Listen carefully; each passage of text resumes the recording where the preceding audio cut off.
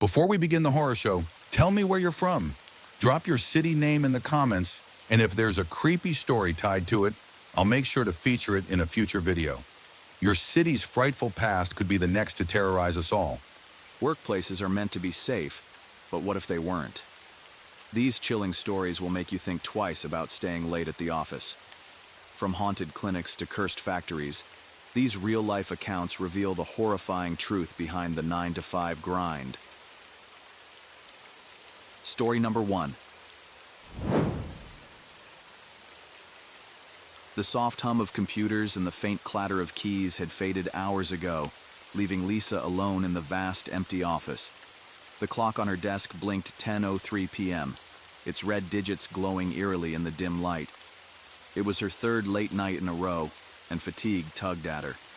But deadlines didn't care about exhaustion. She was determined to finish the quarterly report before heading home. She leaned back in her chair, the worn leather creaking under her weight, and stared at the spreadsheet in front of her. Rows of numbers blurred together as her eyes strained against the glare of the monitor. She grabbed her mug, taking a sip of coffee that had long since gone cold. The office was unnervingly silent, save for the occasional creak of the building settling. Normally, Lisa found comfort in the quiet. There was a rhythm to working late, the solitude, the freedom from constant interruptions. But tonight felt different. There was a heaviness in the air, a weight that seemed to press down on her chest. She glanced toward the hallway, where the dim emergency lights cast long, flickering shadows. At the end of the corridor stood the basement door, slightly ajar. Lisa frowned. That door was always closed.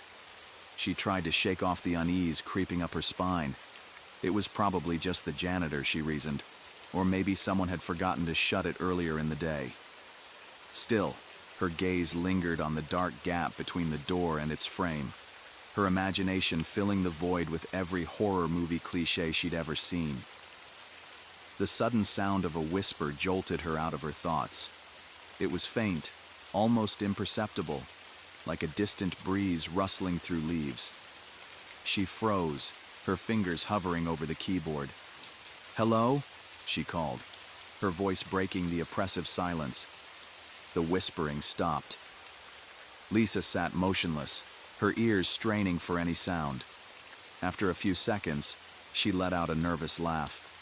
"It's just the wind," she told herself, though the rationalization felt hollow. But as she turned back to her work, she couldn't shake the feeling that she was being watched. The minutes ticked by, and Lisa tried to focus on her spreadsheet, but her eyes kept drifting toward the hallway. The basement door loomed at the edge of her vision, a black void that seemed to pulse with its own unsettling energy. Then it happened again. A whisper, louder this time. Her heart pounded as she stood up, clutching her mug like a weapon. "Is someone there?" she asked, her voice firmer now. No response. She took a tentative step toward the hallway, her flats clicking against the linoleum floor. The sound echoed unnaturally, each step amplifying her growing dread. When she reached the doorway, she peered into the darkness. The stairs leading down to the basement were barely visible, swallowed by shadows. "Janitor?" she called, her voice trembling. Still nothing. Lisa debated calling it a night and finishing her work at home, but she hated leaving tasks incomplete. She squared her shoulders and told herself to stop being ridiculous. She turned away from the basement and headed back to her desk. But just as she sat down, the whispering returned. This time, it was unmistakable. Soft, garbled words that seemed to rise from the floor itself. Lisa's blood ran cold as she realized the sound was coming from the basement. Against her better judgment, she grabbed her phone and a small flashlight from her bag. "Okay, just a quick look," she muttered. And the basement stairs groaned under her weight as she descended, each step amplifying the tension in her chest. The air grew colder with every step, the temperature dropping so drastically that her breath fogged in front of her. The whispering continued, growing louder and more distinct. It wasn't wind. It wasn't pipes. It was a voice. The basement was as she remembered it. Concrete walls, stacks of old filing boxes, and the industrial boiler humming faintly in the corner. But now, it felt alive. Her flashlight flickered as she scanned the room. Shadows danced along the walls, twisting and contorting in ways that didn't match her movements. "Hello?" she whispered, her voice barely audible. The whispers stopped. The sudden silence was deafening, pressing against her eardrums. Lisa stood frozen, her flashlight trembling in her hand. Then, from the far corner of the room, she saw it. A shadow. But it wasn't like the others. This shadow moved, its outline shifting unnaturally, as though it were crawling along the wall. Lisa's breath hitched as the shadow grew closer, its form stretching and twisting. For a brief moment she thought she saw a face, gaunt, hollow, and staring directly at her. She stumbled backward, dropping her flashlight. The beam spun wildly across the room before settling on the stairs. Without thinking, Lisa bolted, her heart pounding in her ears as she raced up the steps 2 at a time. She didn't stop running until she was back at her desk, her chest heaving. She grabbed her bag and her coat, not caring about the unfinished report. As she hurried out of the office, she glanced back at the basement door. It was wide open, and from the darkness below, she swore she heard faint, mocking laughter. Lisa didn't look back again. Lisa didn't go to work the next day. She called in sick, though she couldn't explain why without sounding insane. How could she tell her boss that she'd fled the office because of a shadow in the basement, or that she'd heard laughter coming from the void? She spent most of the day in her apartment, replaying the events in her head. Her rational mind struggled to make sense of what she'd seen and heard. Maybe it had been a trick of the light, or her overworked brain conjuring hallucinations. But deep down, she knew it wasn't her imagination. By nightfall, Lisa was pacing her living room, clutching a mug of tea that had long gone cold. Her mind kept circling back to the shadow, its unnatural movement, the mocking laughter. It was like a loop she couldn't escape. Finally, she decided she needed answers. If she didn't confront her fears, she'd never sleep again. The office was eerily quiet when she arrived. It was past 9 p.m., and the security guard barely glanced at her as she signed in. Lisa hesitated at the elevator, staring at her distorted reflection in the shiny metal doors. Her own face looked foreign, pale, tired, and drawn. She could almost hear the whispers again, faint and teasing. When the elevator doors slid open, she stepped inside and pressed the button for her floor. The ride was agonizingly slow. Each passing second felt like an eternity, as the numbers above the doors lit up one by one. When the elevator finally stopped, she stepped into the dimly lit hallway, her stomach knotting with dread. The office was just as she'd left it, dark, empty, and oppressive. The fluorescent lights flickered occasionally, casting shadows that danced along the walls. Her gaze drifted toward the basement door at the end of the corridor. It was closed now, but the memory of it standing ajar sent a shiver down her spine. Lisa squared her shoulders and walked to her desk, determined to focus on her work. She powered on her computer, the glow of the screen providing a small comfort in the surrounding darkness. It started subtly at first. The hum of the air conditioning seemed louder than usual, almost like a low growl. Lisa ignored it, chalking it up to her frayed nerves. But then she felt it, a sudden icy breeze brushing against the back of her neck. She froze, her fingers hovering over the keyboard. Slowly, she turned around, her heart pounding. The office was empty. Shaking her head, she tried to refocus on her report, but the air felt heavier now, almost suffocating. The shadows seemed darker, deeper. And then came the whisper. It was faint, just like before, but unmistakable. Words she couldn't understand, spoken in a voice that was both distant and unnervingly close. Lisa's breath caught in her throat as she stood up. She grabbed her phone, the flashlight trembling in her grip as she scanned the room. "Hello?" she called out, her voice shaking. The whispering stopped, but the silence that followed was worse. It was as though the air itself had been sucked out of the room, leaving an oppressive void. Suddenly, the lights flickered violently, plunging the office into darkness. Lisa's phone flashlight was her only source of light, its narrow beam barely cutting through the shadows. From the corner of her eye, she saw movement. A shadow, shifting and crawling along the far wall. Her pulse raced as she turned the flashlight toward it. The beam landed on the wall, illuminating nothing but bare plaster. But she could still feel it. A presence lurking just beyond the edges of the light. Watching. Waiting. The basement door creaked open. Lisa whipped around, her flashlight trembling as she aimed it at the door. The darkness beyond seemed to pulse, like a living, breathing entity. She took a step back, her chest tightening with fear. The whispers returned, louder now, filling the air with their unintelligible murmur. Lisa clutched her phone, debating whether to run or investigate. She knew she should leave, just grab her bag and get out. But something compelled her to stay, a morbid curiosity pulling her toward the open door. As she approached the basement, the air grew colder. Her breath fogged in front of her, and the whispers grew louder, more insistent. When she reached the top of the stairs, she peered into the darkness below. The beam of her flashlight illuminated the steps, but the bottom remained shrouded in shadow. Lisa hesitated, her heart hammering in her chest. But before she could make a decision, the basement lights flickered on. She let out a startled cry, nearly dropping her phone. The harsh fluorescent glow revealed the same concrete walls, the same stacks of old filing boxes. Nothing seemed out of place. But the feeling of being watched was stronger now, almost suffocating. Lisa took a tentative step down, then another. Her footsteps echoed unnaturally in the confined space, each step amplifying her dread. Halfway down the stairs, she froze. There, in the corner of the room, stood a figure.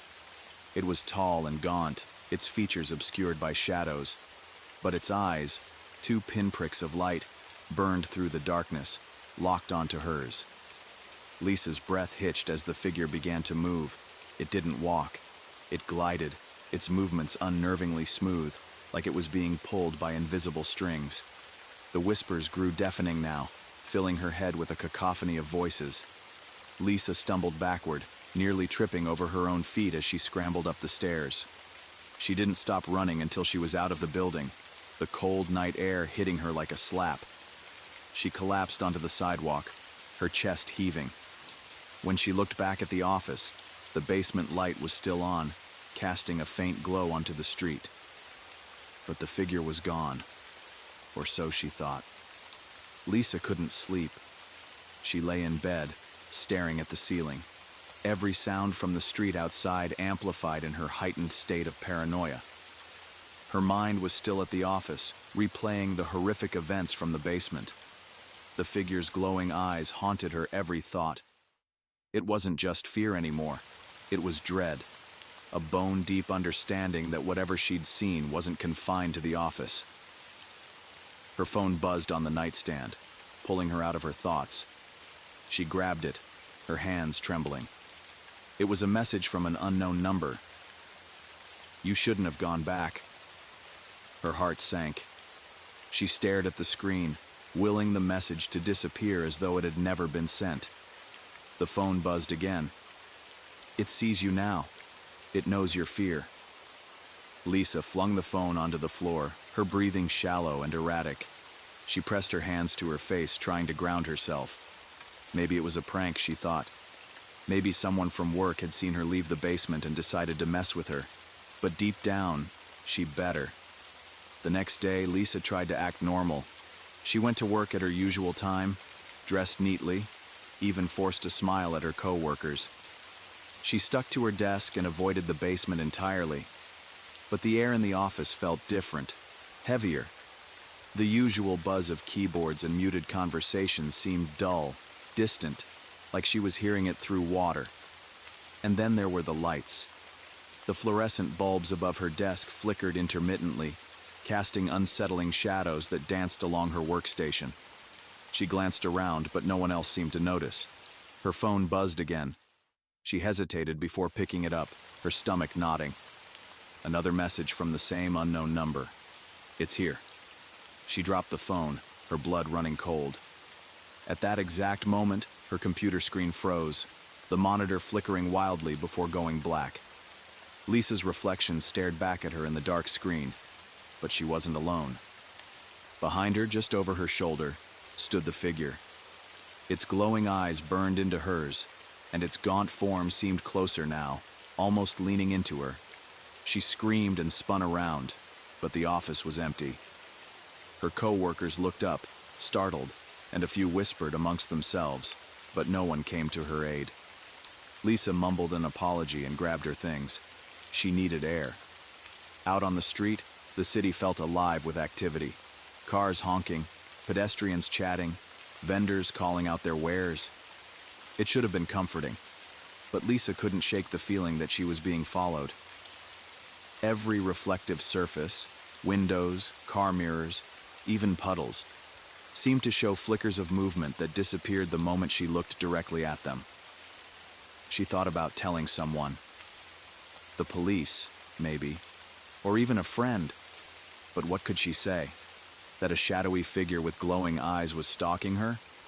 She'd sound insane. Instead, she did the only thing she could think of. She went back to the office. This time, Lisa didn't hesitate. She walked straight to the basement door, ignoring the curious looks from her co-workers. She didn't need to be dragged into this nightmare any longer. She needed to face it. The basement was colder than before, the air so frigid it felt like it burned her skin. The lights flickered, casting the room in alternating light and shadow. The figure was waiting for her. It stood in the center of the room, its form more defined now. Its skin was pale and translucent, stretched tightly over sharp bones. Its eyes, those horrible glowing eyes, were fixed on her. The whispers returned, louder than ever, filling the space with a chaotic symphony of voices. Lisa gritted her teeth and stepped closer, her fear replaced by a desperate need for answers. "What do you want?" she demanded, her voice shaking. The figure tilted its head, the movement unnatural and almost bird-like. The whispers grew louder, and Lisa realized they weren't just noise. They were words. "You." The word came from everywhere and nowhere, echoing in her mind. "Why me?" she asked, tears streaming down her face. The figure's mouth opened, revealing a void of endless darkness. "Because you looked." The floor beneath her feet began to tremble. The boxes stacked along the walls toppled over, their contents spilling onto the ground. The lights above exploded, plunging the room into darkness. Lisa screamed as she felt something wrap around her ankle, a cold, slimy tendril pulling her toward the figure. She clawed at the floor, her nails breaking against the rough concrete. The whispers became deafening, a cacophony of voices screaming her name. And then, just as suddenly as it had begun, it stopped. The basement was silent. Lisa opened her eyes. She was alone, lying on the cold floor. The figure was gone, and the air felt lighter, almost normal. She staggered to her feet, her body trembling. She didn't know how she'd gotten free, but she wasn't going to stick around to find out. Lisa ran up the stairs and out of the building, vowing never to return. Lisa quit her job the next day, citing personal reasons. She moved to a different city, changed her number, and tried to rebuild her life. But no matter how far she ran, she couldn't escape the feeling that she was being watched. The whispers followed her in her dreams, and every shadow seemed to hold a pair of glowing eyes. She knew, deep down, that it wasn't over. Because when you look into the darkness looks back.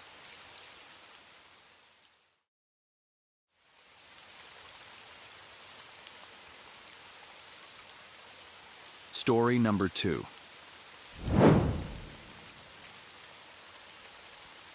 The night was unusually cold for late summer as Noah Carter pulled his car into the vast parking lot of the Bellwether factory.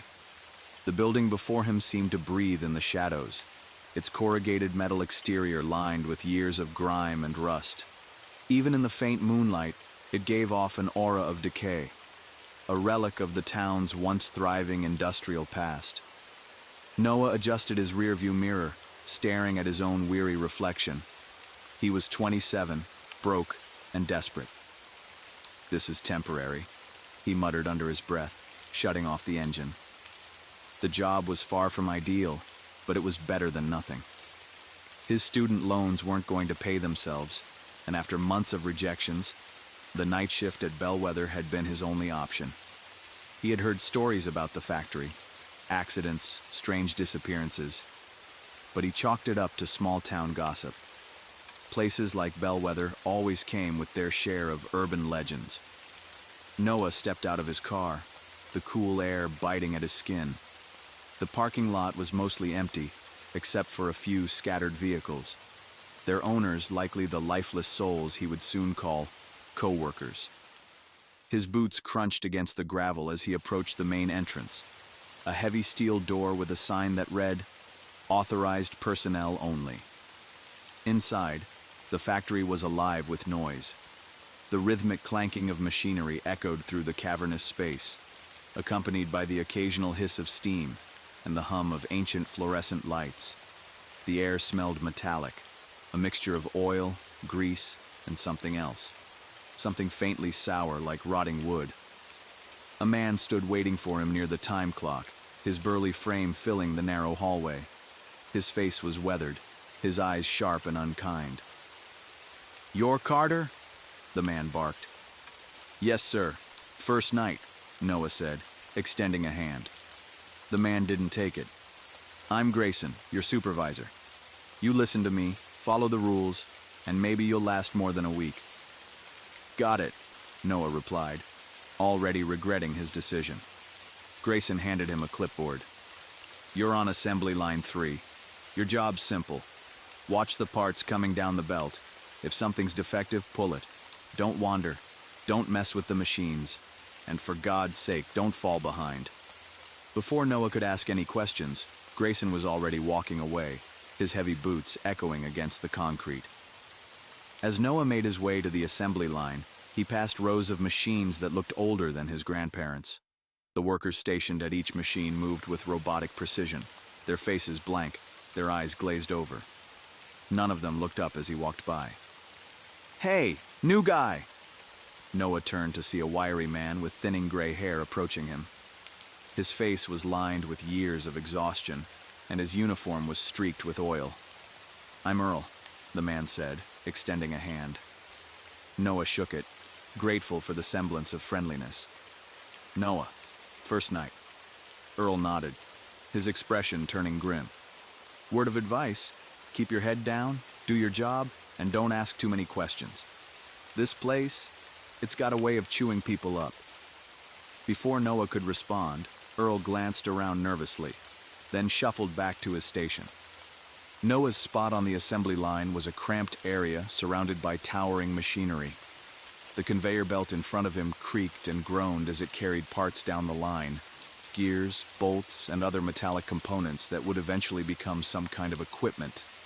His job was to inspect each piece for defects, a task so monotonous it felt like time itself had slowed. Hours passed in a blur of clinking metal and mechanical droning. Noah's mind began to wander. He thought about his student debt, his tiny apartment, and the countless job applications he'd sent out with no reply. This job wasn't what he wanted, but it was something, at least for now. Around midnight, the first strange thing happened. The lights flickered. It was brief, just a momentary dimming, but it was enough to snap Noah out of his daze.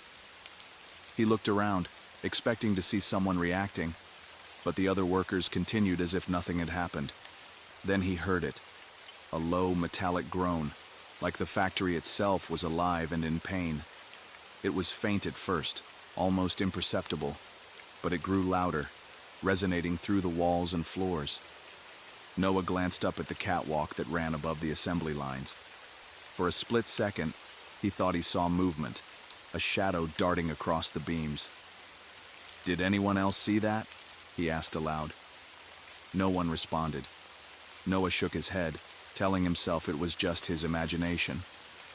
The long hours and relentless noise were playing tricks on him. Still, he couldn't shake the feeling that he was being watched. The rest of the shift dragged on, each minute feeling like an hour. By the time the brake bell rang, Noah's nerves were frayed. He made his way to the break room, a small, dingy space with mismatched furniture and a vending machine that looked like it hadn't been restocked in years. Earl was there, nursing a cup of coffee that smelled more like burnt tar. "You look like you've seen a ghost," Earl said, his tone half joking. "Something weird's going on here," Noah replied. He hesitated, then added, "The lights flickered and I swear I saw something on the catwalk." Earl's expression darkened. He set his coffee down and leaned closer. "You ever hear about Walter Pearson?" "Number, who's that?" Earl glanced around the room, making sure no one else was listening. "Walter was a worker here back in the 70s. There was an accident, bad one. He got caught in one of the machines and, well, let's just say it wasn't a quick death. They say he cursed this place before he died. And ever since, strange things have been happening. Accidents, disappearances, you name it." Noah stared at him, unsure whether to believe him. "Why does anyone keep working here if it's so dangerous?" Earl chuckled darkly. "Some of us don't have a choice. Others, well, they don't last long enough to leave." Before Noah could ask more, the brake bell rang, signaling the end of their respite. Earl patted him on the shoulder as he stood. "Word of advice, kid. Keep your head down and don't go looking for trouble. You'll be better off." As Noah returned to the assembly line, Earl's words echoed in his mind. The idea of a curse seemed ridiculous, but the unease in his gut was hard to ignore. The rest of the night passed without incident, but as Noah clocked out and stepped into the cool pre-dawn air, he couldn't shake the feeling that something was watching him. Something that didn't want him there. The following night, Noah returned to Bellwether Factory with a sense of unease gnawing at the back of his mind. The strange events from his first shift had left a lingering impression on him, and despite trying to rationalize everything, there was a part of him that couldn't shake the feeling that something was wrong. As he walked into the factory, the air felt denser than the night before, and the humming of the machines seemed to reverberate through the walls, louder than it had been during his first shift. The fluorescent lights flickered as they buzzed overhead, casting long, jittery shadows that made the factory feel even more oppressive. Noah took a deep breath and steeled himself. Tonight he'd focus on doing his job, ignore the rumors, and keep his mind on the clock. He clocked in and made his way to the assembly line, determined to prove to himself that he could handle whatever came his way. Grayson, the burly supervisor from the night before, was already there, overseeing the workers with an almost robotic demeanor. Noah nodded in his direction, but Grayson didn't acknowledge him. He was too busy shouting at another worker who seemed to be lagging behind. Earl was already at his post, a knowing look in his tired eyes as Noah approached. He nodded toward the conveyor belt that snaked its way through the vast factory. "You're on assembly line 4 tonight. Keep an eye out." "Things have been strange lately," Earl muttered, his voice low and almost conspiratorial. Noah gave a small nod and took his place. The machine in front of him whirred to life as parts rolled down the belt, ready for inspection. At first, everything seemed normal. The steady rhythm of the machines, the metallic clink of the parts, it all felt familiar. But then, the whispers began.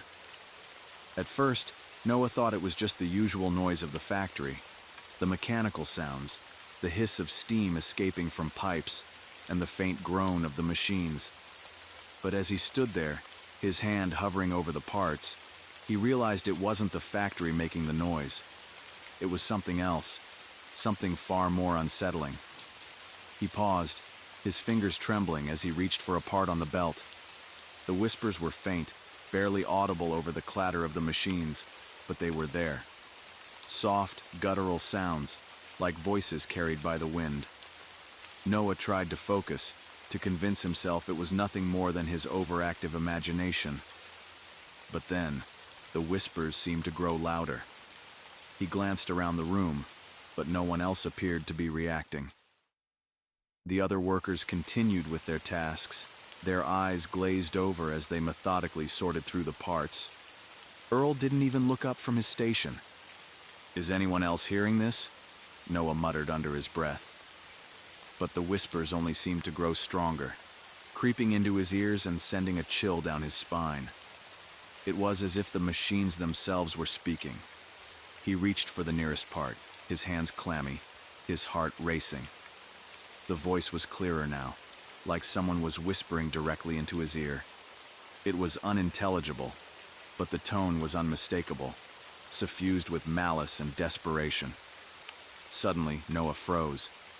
He glanced down at the conveyor belt, his gaze catching a fleeting glimpse of something moving among the parts. Something small and dark, a shadow that shifted with unnatural speed. He blinked, trying to make sense of it, but when he looked again, it was gone. His heart pounded in his chest as he nervously picked up another part, trying to shake off the creeping sense of dread. But as he moved to inspect it, he felt a cold breath on the back of his neck. His body went rigid, and he slowly turned his head, expecting to see Earl or one of the other workers. But there was no one there. The factory seemed to grow darker. The shadows lengthened, and the lights flickered again, casting an eerie glow over the machines. The whispers returned, now louder and more insistent, as if they were trying to tell him something. Noah swallowed hard, his throat dry as he stared into the darkness beyond his station. Something was watching him. He could feel it. The hairs on the back of his neck stood up, and he hurriedly looked away, focusing on the conveyor belt in front of him. His hands shook as he worked, but the whispers only grew louder, more urgent. A sudden clang echoed through the factory, followed by the unmistakable sound of someone, falling. Noah's head snapped up, his pulse quickening. He wasn't the only one who had heard it. Several workers stopped what they were doing, their faces drained of color as they looked nervously toward the source of the noise. Grayson was already rushing toward the back of the factory, barking orders to the others. "Stay on task," he shouted, but his voice lacked its usual authority. There was an edge to it now, a hint of fear. Noah didn't hesitate. He grabbed his flashlight from his tool belt and followed Grayson toward the source of the noise. The others stayed behind, still frozen in place, but Noah's curiosity and the strange pull in his gut drove him forward. They reached the back of the factory, an area that hadn't been used in years. Old, rusted machinery was scattered about, their gears long since frozen in time. The air was thick with dust and the scent of oil. As Noah's flashlight beam swept across the room, he saw it. A piece of machinery had malfunctioned. The gears had jammed, and a worker lay sprawled on the ground, his body twisted at an unnatural angle. His eyes were wide open, his mouth frozen in a silent scream. But it wasn't just the body that sent a wave of dread through Noah. It was the strange, dark smears across the floor. Thick black streaks that seemed to crawl along the concrete like oil, pooling around the worker's body. Grayson knelt beside the worker, muttering something under his breath, but his hands shook as he reached for the man's pulse. Noah took a step closer, feeling the cold sweat forming on his forehead. The factory was silent now, the once loud hum of the machines replaced by an oppressive quiet. Is he alive?" Noah asked, his voice trembling. Grayson didn't answer immediately. His eyes were fixed on the man's body, his face pale. "He's gone," Grayson muttered finally, standing up. But this isn't just an accident. Noah swallowed hard, his mind racing. He had seen accidents before. Things went wrong, people got hurt. But there was something different about this. "We need to get him out of here," Grayson said abruptly, his voice suddenly sharp. "Now!" Noah nodded, his stomach turning. But as they moved to lift the body, the lights flickered again. The whispering voices returned, louder than before, and this time, they were not only in his ears, they were inside his head. "Leave now. It's too late. You're all part of it." Noah froze. He didn't know where the voice was coming from, whether it was the machines or something far darker, but it was there, unmistakable and suffocating. Grayson grabbed his arm, yanking him away from the body. "Get out of here, Carter, now!" As they hurried toward the exit, the factory seemed to come alive. The machines hummed louder, the shadows twisted unnaturally, and the air grew thick with a sense of impending doom. The factory had been cursed long before they set foot inside, and now, they were part of it. The factory's walls seemed to close in around Noah as he stumbled toward the exit, Grayson pulling him along with a strength that belied his age. The cold, suffocating air in the building clung to Noah's skin, and the whispering voices grew louder with each step, like an invisible presence that taunted them, urging them to turn back. Grayson's grip tightened, and Noah could feel the urgency in his supervisor's movements. The factory's normally sterile mechanical atmosphere had shifted, replaced by a palpable sense of dread that filled every inch of the space. The flickering lights overhead cast long, twisted shadows that seemed to move independently, as if they had a life of their own. As they reached the main exit, Noah's eyes flicked to the clock on the wall. He hadn't been in the factory for more than a few hours, but it felt like an eternity. It was as though time had warped, slowed to a crawl under the factory's dark influence. The entrance loomed before him like a gateway, but the promise of freedom now felt hollow. Grayson didn't stop at the door. He yanked it open and shoved Noah outside into the cold night air, but as soon as Noah stepped over the threshold, a shiver ran down his spine. Something was wrong. The world outside didn't seem to make sense anymore. The night sky was unnaturally dark, and the streetlights outside the factory flickered erratically. The faint hum of the machinery could still be heard, echoing from within the factory's heart, like a heartbeat pulsing in the distance. Noah looked back, expecting to see the familiar sight of the factory looming behind him, but instead, he saw nothing. The factory had vanished. "What the hell?" Noah muttered, blinking in disbelief. Grayson grunted, his face pale and drawn. "It started. I should have known this was going to happen again. It always does." "Started? What started?" Noah asked, panic rising in his chest. "The curse," Grayson replied grimly. "The factory, this place, it doesn't just kill people, it traps them, and it doesn't stop until it gets what it wants." Noah's stomach churned as he took a step back, unsure whether to run or confront the madness that had already begun. He opened his mouth to speak, but Grayson cut him off. "Listen to me!" Grayson's voice cracked, his eyes wild with fear. "You don't understand. That machine, it's the source of it all. It doesn't just break down. It feeds on fear, on the lives of the workers. It drags people into its rituals." "Rituals?" Noah echoed, his voice tight with disbelief. "What are you talking about?" Grayson's eyes darted around the dark street as though he were being watched. Then, he leaned in closer, his voice dropping to a whisper. "Decades ago, a fire broke out in the factory. A tragedy. One that claimed the lives of dozens of workers. It was no accident. That fire, it was part of a ritual. They were sacrifices to something ancient, something that feeds on the energy of the living. The factory was built on cursed land, and its power feeds off the deaths that occur here.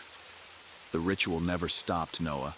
It keeps going, over and over, every time it claims another life." Noah shook his head, struggling to comprehend Grayson's words. "That's insane. What kind of ritual are you talking about? You think the factory's been killing people all this time for some demon?" Grayson's face twisted with a bitter laugh. "Not a demon. Not exactly. It's worse than that. The factory doesn't just kill. It takes people's souls, Noah. And when it does, they're never truly gone. Noah's chest tightened as his mind tried to process the horror of Grayson's words. The factory had killed before. He knew that much. But now he was hearing something far more disturbing. The dead didn't just stay dead. They were trapped, bound to the factory, never allowed to leave. You mean the workers who died? Noah asked, his voice barely above a whisper. They don't rest, Grayson said, his voice hollow. The factory makes sure of it. The souls of the dead get absorbed into the machines, feeding it, making it stronger. And the worst part? They're still here, somewhere in the dark, waiting for the next soul to claim. The air around them grew colder, the shadows lengthening as though they had a mind of their own. The faint hum of the factory, which had once seemed so distant, was now growing louder again, reverberating in the air. Suddenly, the ground beneath Noah's feet trembled, a deep rumbling sound that seemed to come from deep below the earth. Grayson's eyes widened in terror. It's happening. The cycle's starting over. What do you mean, the cycle? Noah asked, his voice shaking. What cycle? Grayson didn't answer immediately. Instead, he grabbed Noah by the shoulders, shaking him. You've got to leave. You've got to get away from here before it pulls you back in. It's too late for me, but you can still make it out. Noah tried to break free from Grayson's grasp, but the older man's hands were like iron. No, Grayson, stop. What are you talking about? Then, before Noah could react, Grayson shoved him back, sending him sprawling onto the cold pavement. Noah, run! Grayson screamed, his face contorted with anguish. Run while you still can! Noah didn't hesitate this time. He scrambled to his feet and ran, his breath ragged as the sound of Grayson's frantic cries faded behind him. He didn't know what was happening, or how he had ended up in this nightmare. But one thing was clear. Something was pulling him back toward the factory, toward the darkness that had claimed so many before him. He had to escape. But as he ran, the ground seemed to shift beneath his feet, and the shadows stretched toward him, twisting and clawing at his ankles like hungry hands. The factory wasn't done with him yet. Noah's breath came in ragged gasps as he sprinted through the eerie, silent streets. His mind raced with the horrifying images of Grayson's frantic warning. Run while you still can. The words echoed in his head, but it was hard to focus on anything other than the pulse in his ears, the dread creeping up from the pit of his stomach. The air felt thick, pressing against him as though it wanted to drag him back toward the factory. The distant hum that had once seemed so faint now rumbled like a beast waking from slumber, deep in the bowels of the earth. He turned a corner, his footsteps slapping against the cold pavement. But no matter how far he ran, the city seemed to stretch endlessly before him. The world around him blurred, his surroundings warping as though reality itself were twisting. It was as if he was caught in a dream, a nightmare that refused to release its hold. His body moved on instinct, pushing forward, yet there was something in the back of his mind urging him to turn around, to go back to the factory. No, I can't go back there. I won't go back there. But the thought persisted, growing stronger, gnawing at him.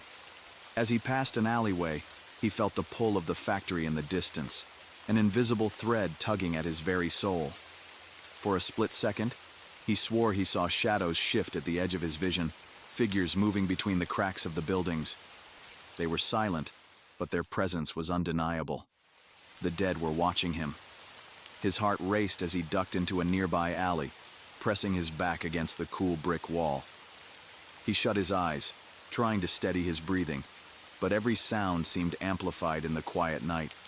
His heartbeat, the rustling of the wind, and the distant clamor of the factory.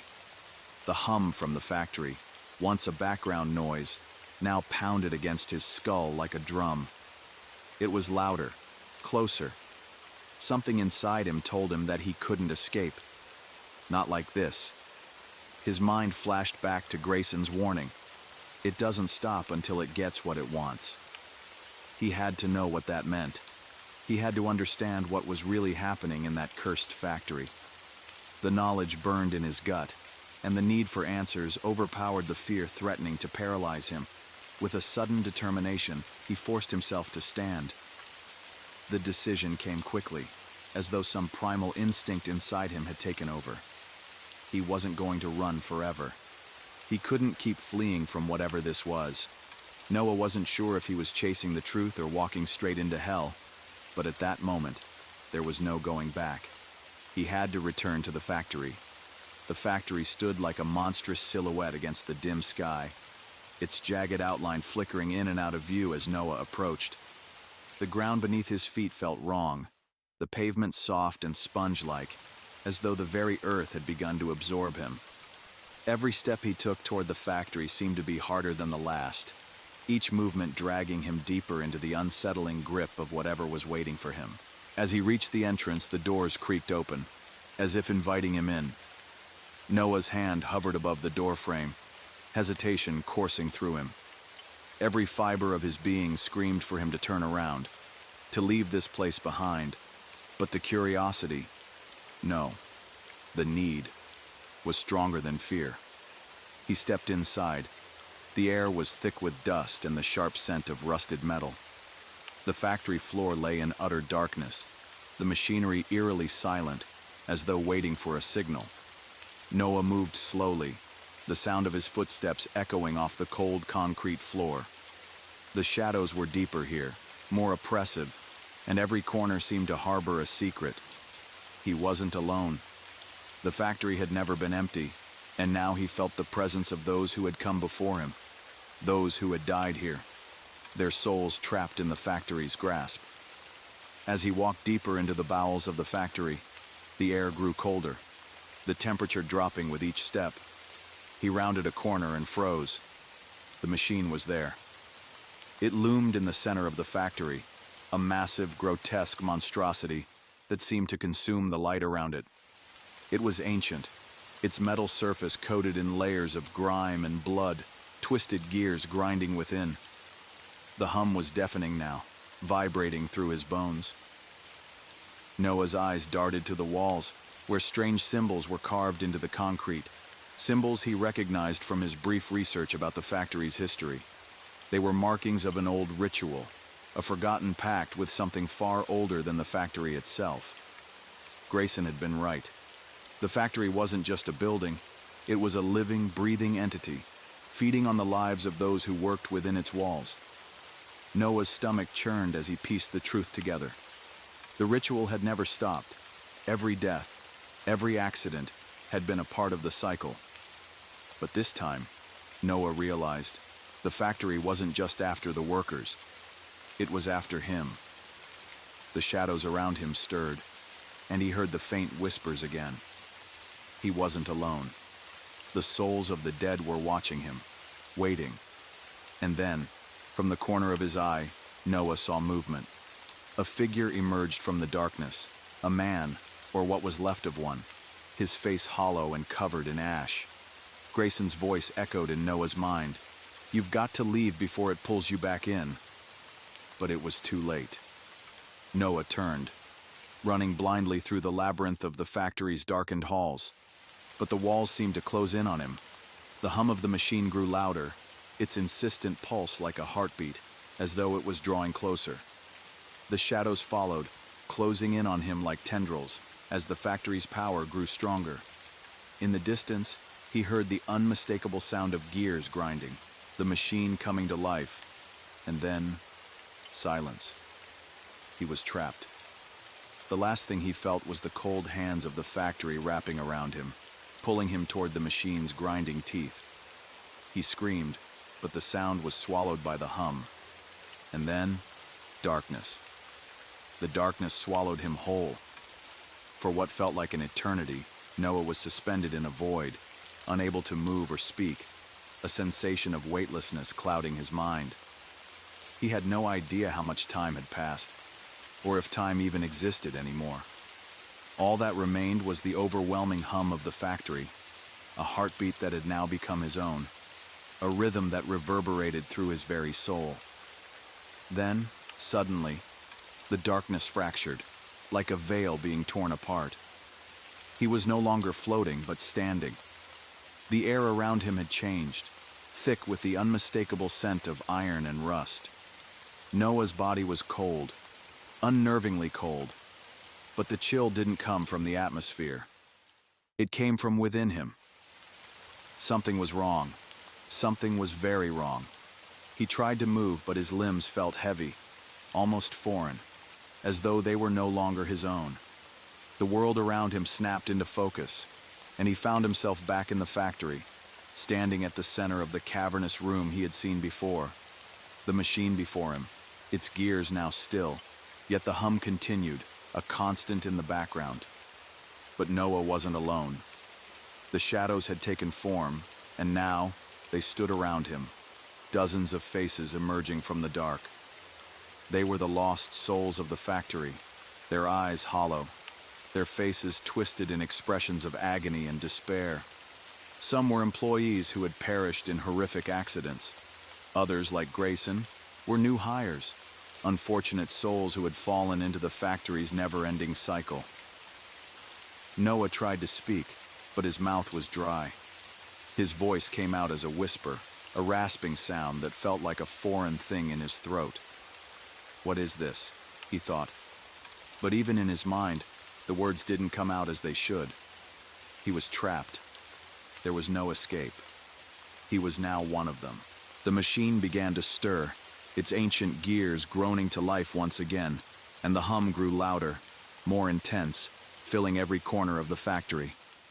A figure stepped from the shadows, its silhouette tall and commanding. It was a man, or it had been once, but now his face was hollow, a grotesque mask of anguish. His eyes, black and lifeless, met Noah's, and the air seemed to grow heavier as the figure approached.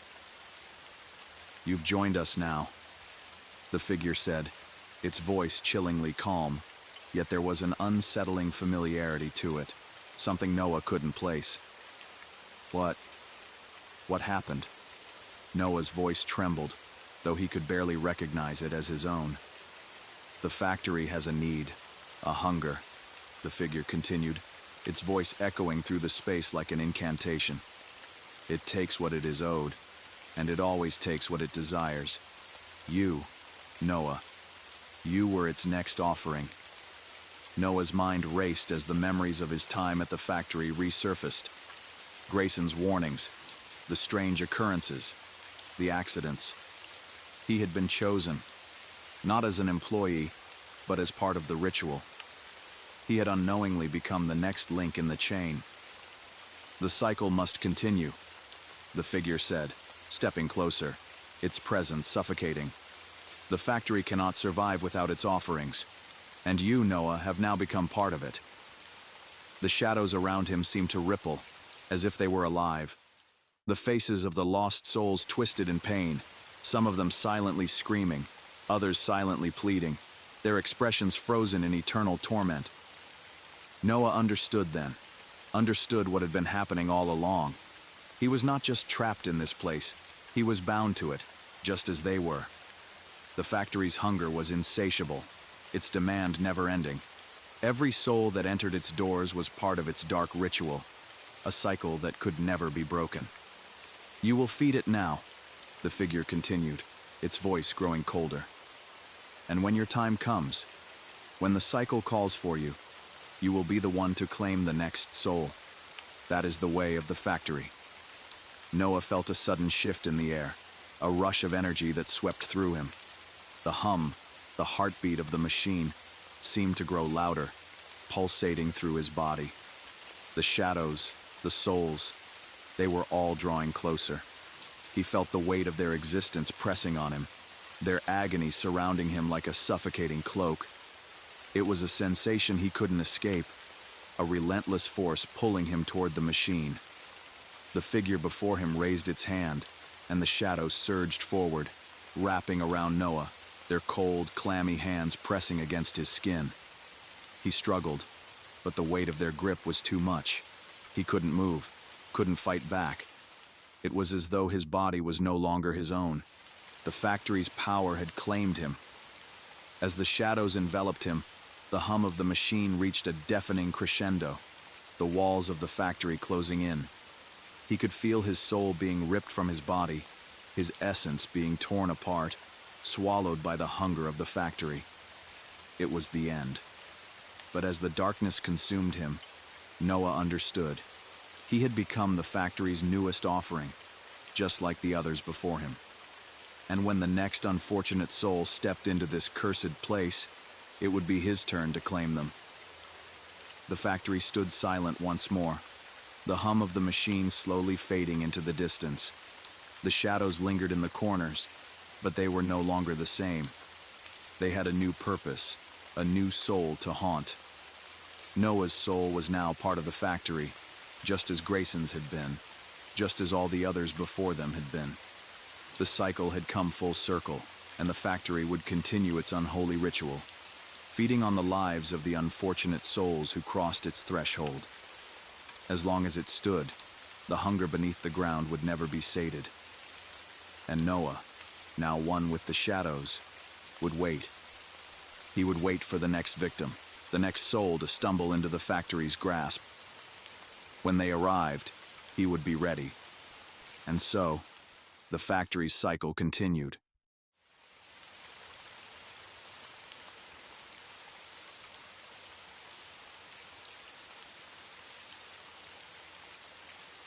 Story number 3. Nina had always been drawn to the quiet hum of the clinic at night. It wasn't just the routine of her shift that brought her comfort, but the eerie calm that filled the halls when the world outside was still. The clinic was a small, functional building, set against the backdrop of a sleepy town. Its exterior was unremarkable, a blend of tired brick and crumbling windows that gave it the look of a place frozen in time. It looked as though it had been there for generations, untouched by progress or renovation, as though it had been forgotten by everyone but those who worked inside. On this particular night, the clock was inching toward midnight, and Nina was alone in the nurse's station, the only sound the soft click of her keyboard as she updated patient records. The late-night shift at the clinic had become something of a routine for her, and she had grown accustomed to the long, solitary hours. There was something oddly peaceful about the stillness of the night, though it was often disrupted by strange sounds in the building. The occasional creak of the floorboards, the hum of outdated lights flickering above her. It was as if the place was alive in its own way, whispering in the shadows. Nina leaned back in her chair, rubbing her eyes tiredly. Her shift had started like any other. The usual patients, the usual paperwork. Nothing unusual, yet. As she glanced at the screen in front of her, she noted that some of the records weren't matching up. A few of the names that had been entered in the system earlier in the week were suddenly missing, and when she searched for them again, they didn't appear at all. At first, she chalked it up to a system glitch, but the names weren't just misplaced. They were gone, erased completely. She clicked through several other records, double-checking. But sure enough, there were more names missing, some of them patients she checked in on personally over the past few nights. She frowned, her fingers hesitating over the keyboard. The disappearance of files wasn't something that happened often, but it wasn't unheard of either. She had witnessed small errors in the system before, disconnected patient profiles, the odd, misplaced chart. But this felt different. There was something unsettling about how easily the names had vanished. It wasn't just a glitch in the system. It was like they had never existed at all. Nina stood up and made her way down the corridor to room 206, where a patient, Mrs. Harper, had been recovering from hip surgery.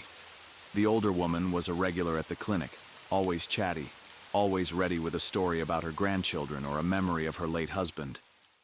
Nina smiled softly as she recalled the woman's warm demeanor.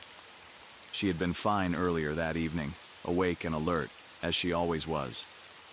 When Nina arrived at the room, the door was ajar, but the lights were dim, casting long shadows across the bed. Mrs. Harper wasn't in her bed. Confused, Nina entered the room. The sheets were neatly tucked, the bed frame empty. "Mrs. Harper?" Nina called softly, her voice echoing slightly in the sterile silence of the room. No answer. She checked the adjacent rooms, then the small sitting area. Still no sign of Mrs. Harper. She paused, wondering if perhaps the older woman had simply taken a walk down the hall. But it wasn't like her to wander off without telling anyone, especially not in the middle of the night. Her eyes wandered over the patient's chart on the desk, and her heart skipped a beat. The name was gone. Mrs. Harper's file had vanished from the system entirely. Nina blinked, sure that she was seeing things. But when she pulled up the clinic's records on the computer again, Mrs. Harper's name was nowhere to be found. She glanced down at the paperwork on the desk, but it too had been wiped clean, as though the woman had never existed. Nina felt a wave of nausea ripple through her. She closed the file with a snap and hurried to the nurse's station, hoping for some explanation. Maybe it was a mistake, but when she glanced at the system again, she saw even more names were missing now. Entire files, patients she had interacted with just the day before, had been erased from existence. The hair on the back of her neck stood up. She had been working at the clinic for several years now, and never before had she experienced anything like this. Nina quickly dialed the number for Dr. Mitchell, the clinic's head physician. The line rang several times before a sleepy voice answered. "Mitchell here. Nina? Is everything all right?" "Doctor. Mitchell, I'm noticing something odd in the system. Some of the patient records are missing. Completely gone," Nina said, her voice tight with unease. There was a pause on the other end. Then Dr. Mitchell spoke, his tone cautious. "That's strange. Are you sure? I haven't received any reports of system malfunctions." "I'm certain.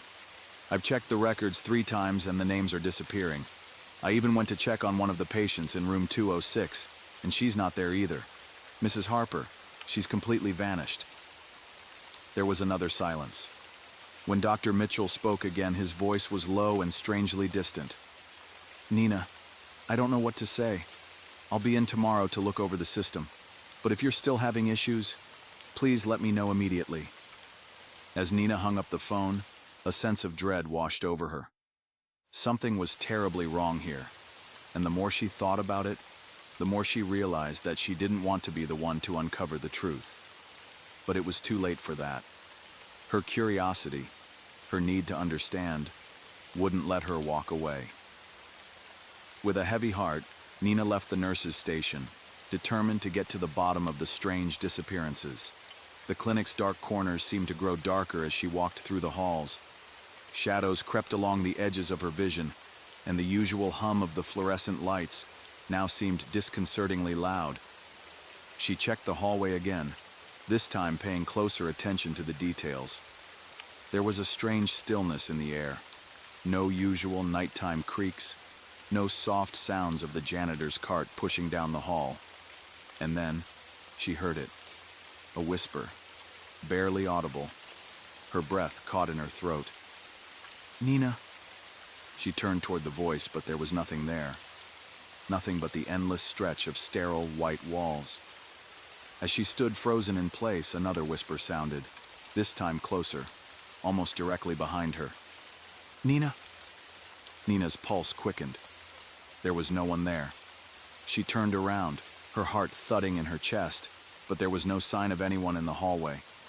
The clinic felt too quiet, too empty, and yet the presence of something unseen made her skin prickle with dread. She was no longer sure if she was imagining things, but one thing was certain: she wasn't alone. The air grew thicker as Nina moved down the hall, her footsteps echoing in the silent clinic. The whispers had stopped, but their presence lingered in her mind, gnawing at her thoughts like an itch she couldn't scratch. She couldn't shake the feeling that something, or someone, was watching her. As she passed by the other patient rooms, she glanced inside each one, only to find them all empty, save for the dim light spilling from the overhead lamps. It was strange. The clinic was never completely empty at this hour. There were always a few patients in recovery, a couple of night shift workers mopping up after the day's bustle. But tonight, it was silent, eerily so. The stillness of the clinic felt oppressive, as if the building itself were holding its breath. Nina found herself at the end of the hall, staring at the door to the basement. The basement door had always been locked, and no one ever went down there unless it was for an emergency. There were no patients or supplies stored in the basement, only the clinic's ancient boilers and a few utility closets. But tonight, it called to her. A strange compulsion gnawed at her as she reached for the door handle. She hesitated for a moment, uncertainty flooding her mind. She wasn't supposed to be down there. No one was. But the urge to investigate was overpowering, pushing aside any rational thought. She turned the handle, and the door creaked open with an unsettling groan, like the sound of something long forgotten, locked away for a reason. The basement was dimly lit by a single, flickering light bulb hanging from the ceiling. The air was musty, the smell of damp concrete and old equipment filling her nostrils. As she descended the creaky wooden steps, her heart pounded in her chest, the sound of it amplifying in the oppressive silence. The basement was colder than the rest of the clinic, and the air felt thick, as if it were saturated with something she couldn't quite place. She pulled her cardigan tighter around her shoulders, but the chill never seemed to leave her skin. At the bottom of the stairs, she paused. There were rows of old metal filing cabinets along the far wall, but no one ever used them. Most of the records from the clinic's past had been digitized, and the files down here were relics, dusty, forgotten things. Still, something about the cabinets seemed to beckon her, the drawers slightly ajar as if inviting her to investigate. Nina approached one of the cabinets cautiously. She pulled open a drawer, its metal scraping against the old tracks. Inside were old patient records, yellowed paper, faded ink. Some of the names looked vaguely familiar, patients who had been at the clinic long before Nina had even started working there.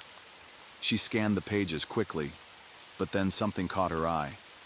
There, among the rows of names, was a list she hadn't expected to see. A list of dates. And beside each date, a name. Mrs. Harper's name was on it. Nina's stomach churned. Mrs. Harper had been one of the first patients she had noticed missing, but according to this file, the woman had been admitted years ago. And yet, the file appeared to be current. There was something wrong with the date. This wasn't just a record from a year ago. It was from last week. The coldness in the basement deepened, pressing in around her as she pulled out more files, searching through them frantically. Each one seemed to be tied to someone she had seen or heard of recently, a patient who had vanished, a name she recognized. But none of them had been checked out. They were just gone. No record of their departure, no explanation. As she rifled through the files, something clattered behind her, a sharp sound that made Nina freeze. She spun around, her heart pounding, her breath coming in quick gasps. The basement was as dark as it had ever been, the light bulb flickering sporadically, casting long, jagged shadows across the walls. Nothing was there. Nina swallowed hard and turned back to the cabinets. She was being irrational, she knew that. There was nothing in the basement that could hurt her. The clinic had been here for decades with no incident. But as she continued her search, she couldn't shake the feeling that the basement had always been more than it seemed, that the shadows in the corners weren't just the result of a dim light. She pulled out one more file. This one felt heavier than the others. The name on the folder made her stop. Harper, Susan. Nina's blood ran cold. It was Mrs. Harper, but the date on the file was today. How was this possible? The woman had vanished from her room hours ago. She flipped open the file and quickly scanned the contents. There was no sign of an admission or discharge, no sign of anyone even having seen her. And yet, the file contained a detailed record of Mrs. Harper's treatment, signed off by a doctor she didn't recognize. Someone had been tracking her, and the entry was dated only hours ago. Then, something moved in the corner of her eye. Nina's heart skipped a beat as she spun around, searching the dark corners of the room. For a brief moment, she thought she saw a figure, faint, barely there. A shadow that flickered at the edge of the light. "Hello?" she called out, her voice trembling. No answer. only silence. Her breath quickened as the temperature seemed to drop even further, the chill crawling up her spine. It was then she noticed it, a slow, soft sound from behind her, like something dragging itself across the floor. Her pulse quickened. She turned slowly, her heart racing in her chest, and gasped. There, in the far corner of the basement, was a figure, pale, gaunt, and dressed in a hospital gown, the fabric torn and stained with something dark.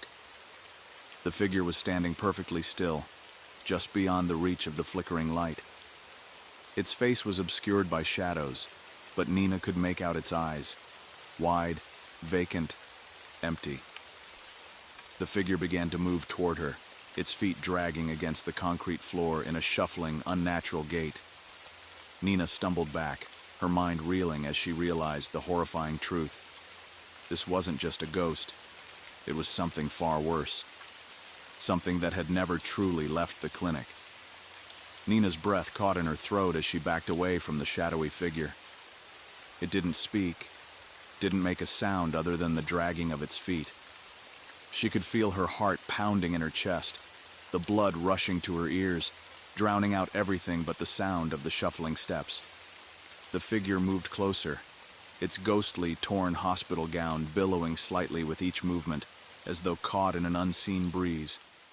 Nina stumbled backwards, her legs shaky beneath her as she backed into one of the old filing cabinets. The metallic surface sent a shock of cold through her body as she steadied herself, eyes fixed on the figure, too afraid to look away. But even as she watched, the shadow seemed to distort, its edges warping and flickering like a broken television signal. She had to move. She couldn't stay down here. But her feet felt like they were cemented to the floor. Panic surged within her, hot and suffocating, making it harder to breathe. Her hand trembled as it reached for the dim switch on the wall, just enough to illuminate the room a little more. She fumbled, almost unable to manage, but finally managed to flick it on. The lights buzzed once before fully activating, casting a harsh clinical glare over the basement.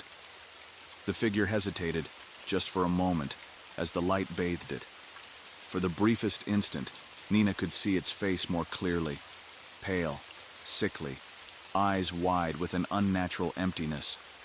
It wasn't human, not anymore. It was something else. A ghost, a shell of a person who had never truly left. Nina's breath hitched, her hand flying to her mouth in an attempt to stifle the scream rising in her throat. But the figure wasn't stopping. It was still coming toward her, moving in slow, agonizing steps, dragging its lifeless body closer with every agonizing second. Instinct kicked in. Nina spun and sprinted back toward the stairs, her heart hammering in her chest, the weight of terror clouding her every movement.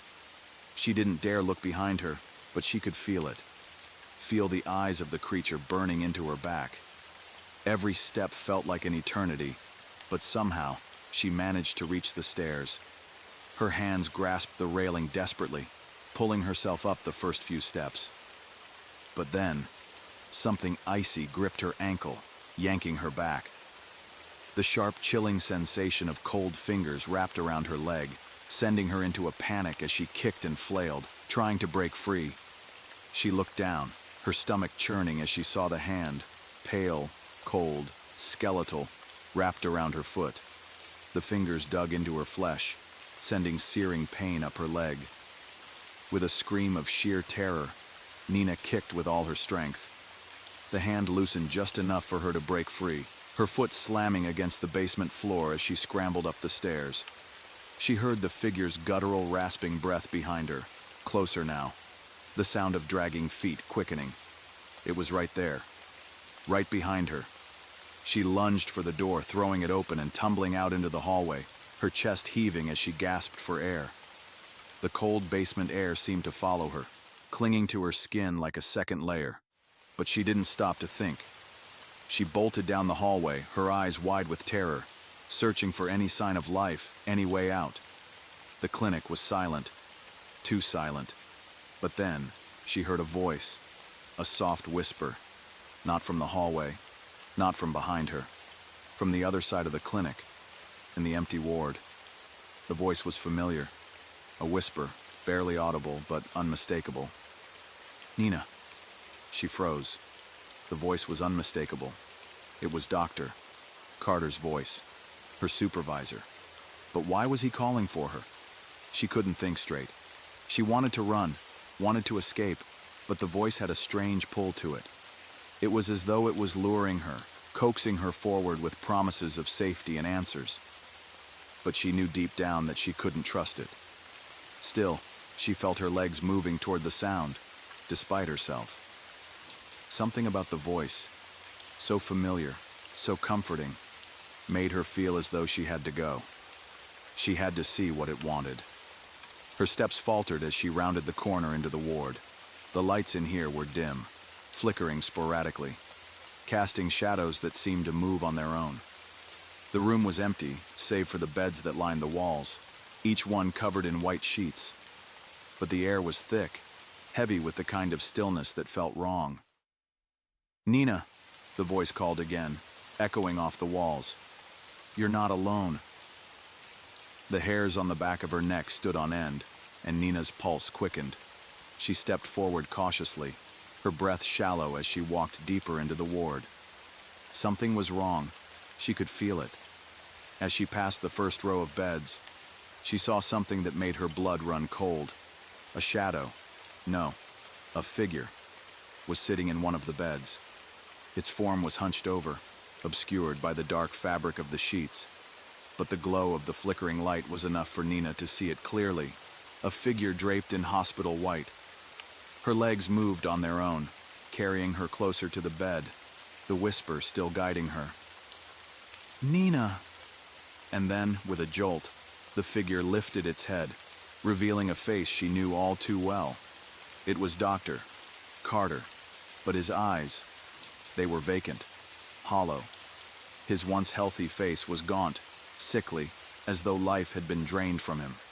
And his mouth, it wasn't moving. The whisper was coming from him. His lips never moved, yet the voice, the same voice that had called her name, came from his throat. Nina's breath hitched in her chest. She stepped back, horrified, as the man she had trusted, the person who had once been her mentor, slowly rose from the bed. His movements were jerky, unnatural, as though his body was being controlled by something else, something dark. "Nina," he whispered again, and this time it wasn't his voice. It was something older, something malevolent. "You shouldn't have come here." The realization hit her like a ton of bricks. This was no accident. This was no haunted building. This was a place of torment, a place of evil. Something had been here long before her, and it had waited. Nina's legs gave way beneath her as she crumpled to the floor, her mind racing to make sense of everything. But there was no sense to be made. The clinic had always been cursed. Always. The spirits, the souls, the tortured ones who had never left. And now, it was her turn. Nina's heart pounded in her chest as she stumbled backward, her body slick with sweat, her mind a whirlwind of terror. Dr. Carter's voice continued to echo in her ears, distorted and haunting, pulling her deeper into the nightmare she had stumbled into. But her instincts screamed at her to escape. She couldn't stay here any longer.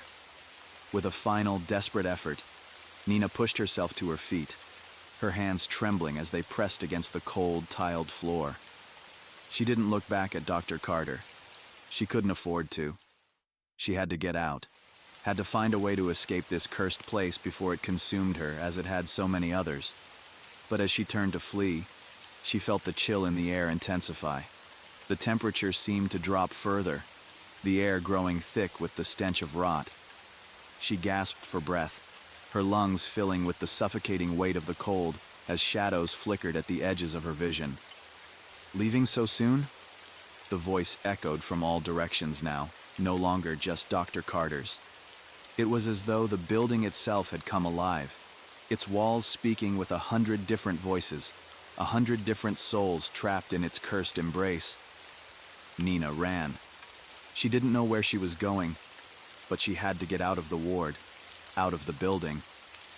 She passed through the sterile hallways in a blur, not daring to slow down, barely registering the faint flicker of fluorescent lights above her head.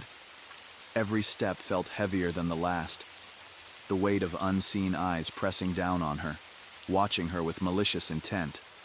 As she neared the exit, she saw it, the door leading to freedom. The one door that had been locked before, but now stood wide open. For a brief moment, hope surged through her chest, but just as quickly, that hope faltered. The figure was there.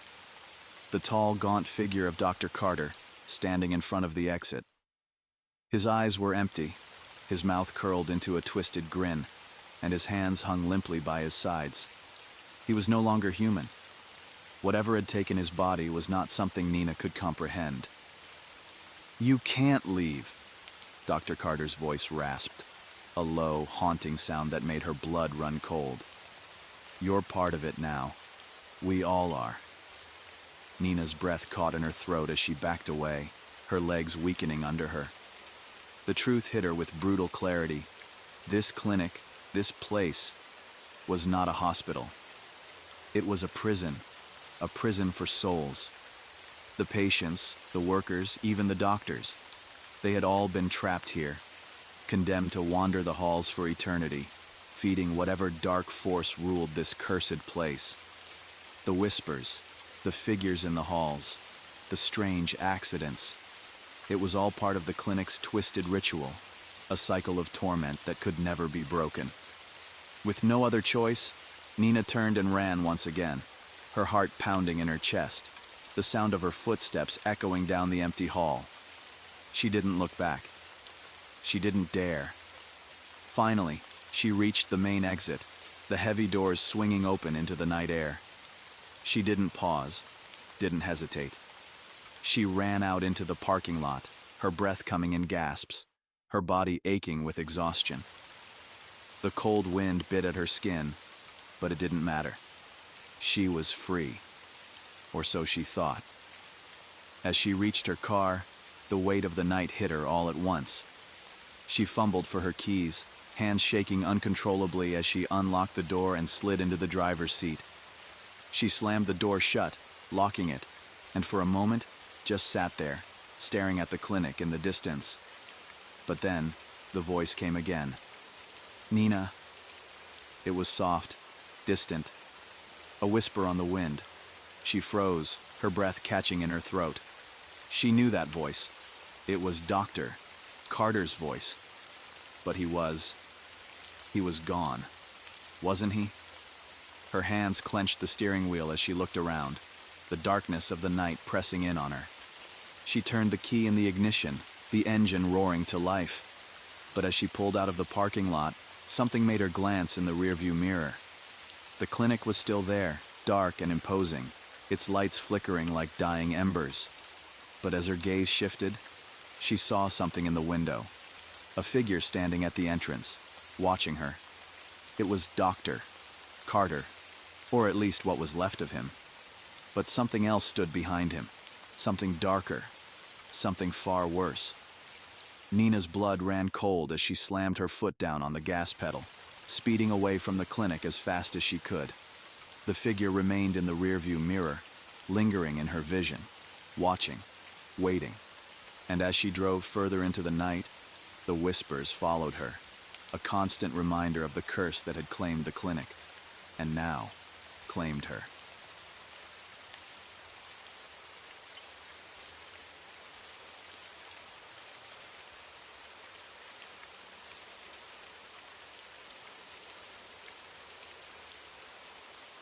Story number 4.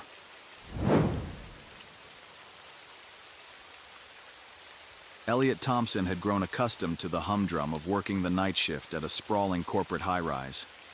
With the offices empty and the sterile hallways echoing his footsteps, it was a job that didn't require much attention. For the most part, it was just him, the silence of the building, and the mundane task of mopping floors, vacuuming carpets, and throwing away the scattered trash left behind by the daytime workers.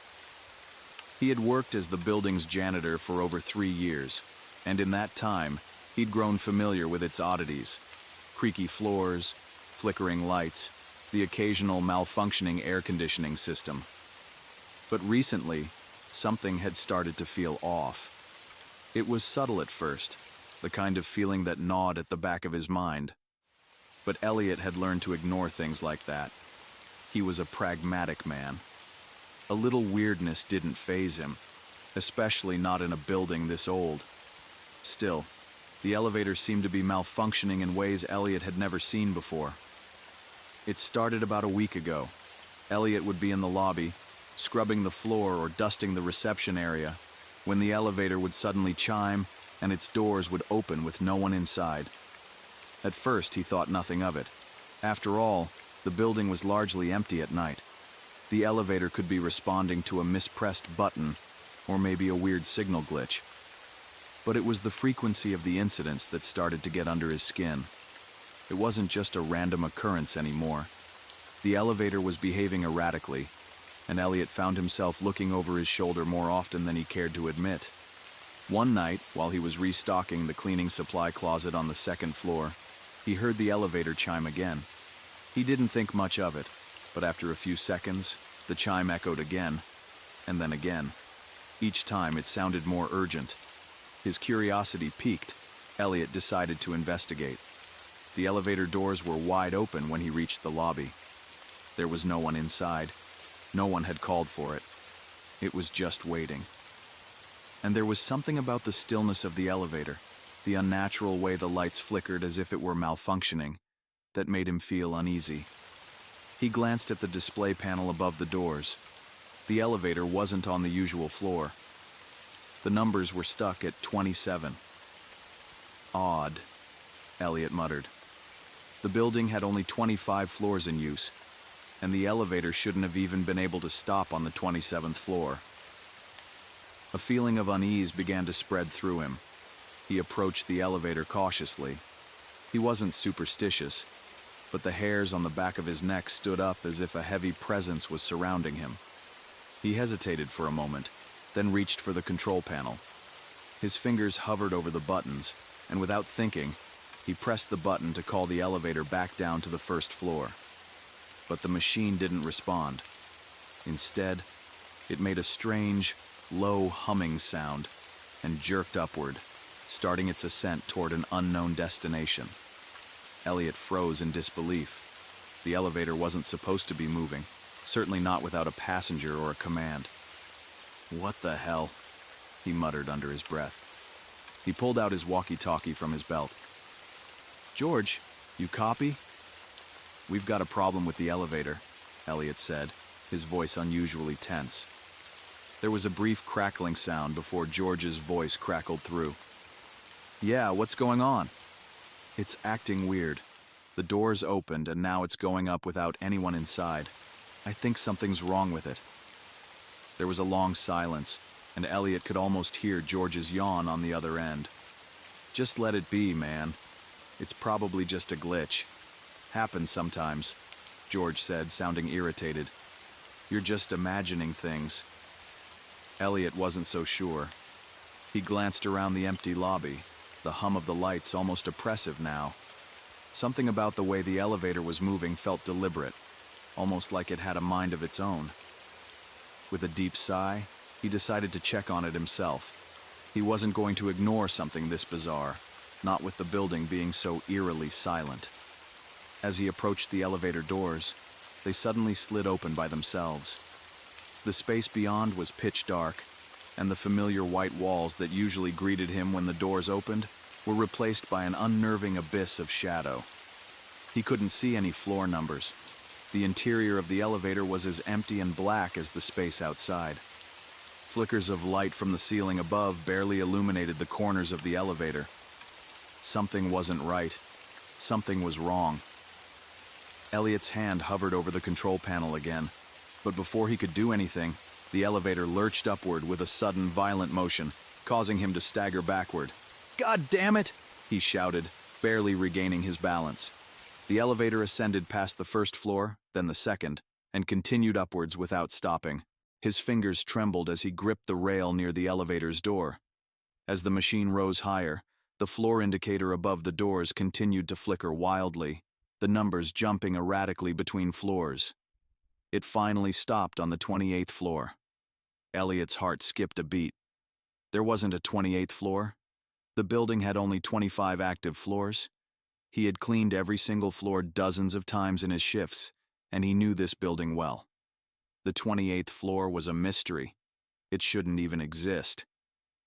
"Okay, this is getting weird," Elliot muttered, his voice barely audible in the tense air. He didn't know why, but something deep inside him urged him to step out of the elevator. Despite the growing anxiety, a strange magnetic pull seemed to draw him toward the doors. When they opened, a cold gust of air hit him, smelling faintly of decay and dust. The hallway beyond the doors was dimly lit, the lights flickering intermittently, casting long, eerie shadows on the cracked, yellowing walls. "What is this?" Elliot whispered, feeling an odd mixture of dread and curiosity. The hallway stretched endlessly, and there was no sign of any kind of office or workspace. No signs of life. The floor was worn and uneven, as if no one had walked on it in years. He stepped out, the floor creaking under his boots. The feeling of being watched crept up on him once more, stronger now, as though unseen eyes were on him from every direction. He froze, every hair on his body standing on end. "I must be losing it," he whispered, his voice trembling. But his legs refused to obey, frozen in place by the heavy presence of something inexplicable. Every instinct screamed at him to turn around and leave, but he couldn't. Something was beckoning him forward. Something was urging him to explore further. The sound of his footsteps echoed through the hallway, louder than it should have been in such a deserted place. He passed a few doors, most of them sealed shut, with rusted doorknobs or faded signs that had long lost their meaning. As he walked deeper into the abandoned floor, an unsettling chill wrapped around him, biting into his skin. Suddenly, a low, eerie creaking sound echoed from behind him, followed by a whisper, soft, barely audible, but unmistakable. "Get out." The words were clearer now, clear enough that Elliot froze in terror. He looked around, his breath catching in his throat, but the hallway was empty. No one. Nothing. "Who's there?" he called out, his voice sharp with panic. His pulse quickened as his eyes darted around the shadows. The whisper came again, louder now, more insistent. "Leave, before it finds you." Elliot's heart raced. Something wasn't right. This was no glitch. This was no malfunction. He had stumbled into something far darker, something that the building had kept hidden for decades. And as much as he wanted to run, he couldn't shake the feeling that something was already coming for him. Elliot stood frozen in the middle of the hallway, his pulse pounding in his ears. The whisper had stopped, but its presence lingered in the air like a heavy fog. He turned in a slow circle, searching for any sign of movement, any clue as to where the voice had come from. His mind raced, trying to make sense of the situation, but no logical explanation seemed to fit. "Get out, before it finds you." The words echoed through his thoughts, but no one was there. The building was empty. Only the hum of the lights and the distant sound of air conditioning filled the silence. Still, the chill in the air persisted, seeping into his bones and weighing down his every step. "Okay, calm down," Elliot muttered to himself, trying to steady his breath. "It's just a glitch, a weird malfunctioning floor, nothing more." But even as he spoke the words, doubt crept into his mind. The elevator had taken him to a floor that shouldn't exist. And now, there was this presence, this invisible force that seemed to want him to leave. It wasn't just paranoia. It was real. Elliot tried to shake off the discomfort that gripped him. He needed to find out what was going on. This building had a history, and he had worked here long enough to know that strange things sometimes happened in old places like this. Maybe it was a forgotten part of the building, a maintenance floor, or something that had been sealed off decades ago. But that didn't explain the voice, or the overwhelming feeling that something was watching him from the dark corners of the hallway. He glanced down at the floor beneath his feet. The tiles were cracked, the grout darkened by years of neglect. He could barely make out the faded emergency exit signs that lined the walls, their red lights dim and lifeless. The further he walked, the more he felt like he was being drawn into a place that had been forgotten by time. "Hello?" he called out, his voice shaky, but louder this time. His eyes darted around, scanning the hallway, desperate for any sign of life. There was no response, only the silence. Elliot stepped forward cautiously, each step heavier than the last. His boots echoed in the quiet, a reminder that he was utterly alone. The hallway seemed to stretch on forever, curving at odd angles, as if the building itself were shifting around him. It was like walking through a maze with no way out. The walls seemed to close in on him, and the temperature dropped even further. Elliot pulled his jacket tighter around himself, his breath now visible in the air. The hairs on the back of his neck stood on end as a sudden cold breeze swept past him. It wasn't natural. Nothing in the building should have been this cold, especially not in the middle of summer. As he rounded a corner, he froze. In the distance, at the far end of the hallway, there was a door, barely visible in the low light. It was slightly ajar, and from inside, Elliot could hear the faint sound of movement. A chill ran down his spine. Something was in there. Without thinking, he moved toward the door, his steps quickening. He reached it, his hand trembling as he placed it on the cold metal handle. The door creaked open with an eerie sound, revealing a dimly lit room beyond. The room appeared to be an office, but it looked ancient, forgotten. Papers were scattered across the floor, and furniture was overturned, as though it had been abandoned in a hurry. The air was thick with dust and the smell of decay. Elliot stepped inside, his eyes scanning the room for anything out of the ordinary. The faint buzzing of a broken fluorescent light above his head was the only sound, adding to the unsettling atmosphere. He took a few cautious steps forward, his heart pounding in his chest. That's when he saw it. At the far end of the room, a figure stood in the corner, tall, thin, and impossibly still. Elliot froze in place, his blood running cold. The figure was wearing an old-fashioned suit, its edges frayed and torn, as though it had been left to rot for decades. Its face was obscured by shadows, but the air around it seemed to warp, the light flickering as if reacting to its presence. For a moment, Elliot couldn't move. He couldn't even breathe. The figure was still, but there was something incredibly wrong about it. It wasn't just the clothes or the way it stood motionless in the corner. It was the feeling of malice that seemed to radiate from it. The figure shifted slightly, and that was enough to break Elliot's paralysis. Without thinking, he bolted for the door. But before he could reach it, he heard a voice, a deep, guttural whisper that seemed to come from all around him. "You shouldn't have come here." Elliot's heart pounded in his chest as he slammed his hand against the door, throwing it open. He didn't look back, didn't dare glance over his shoulder at the thing that had spoken to him. He just ran, his footsteps echoing through the hallway as he sprinted back toward the elevator. He reached the elevator, breathless and panicked, slamming the button repeatedly. The doors finally opened, and he rushed inside, his heart racing. The elevator jerked to life, and the doors closed behind him with an almost deliberate slowness. He stood there, trembling, staring at the floor as the elevator began to descend. He didn't know where he was going. All he knew was that he needed to get away from that floor, from whatever he had just encountered. The elevator passed the 27th floor and continued its descent, but as it moved down, Elliot felt a growing sense of unease. Something wasn't right. He had seen the figure, heard the voice, but that wasn't the worst part.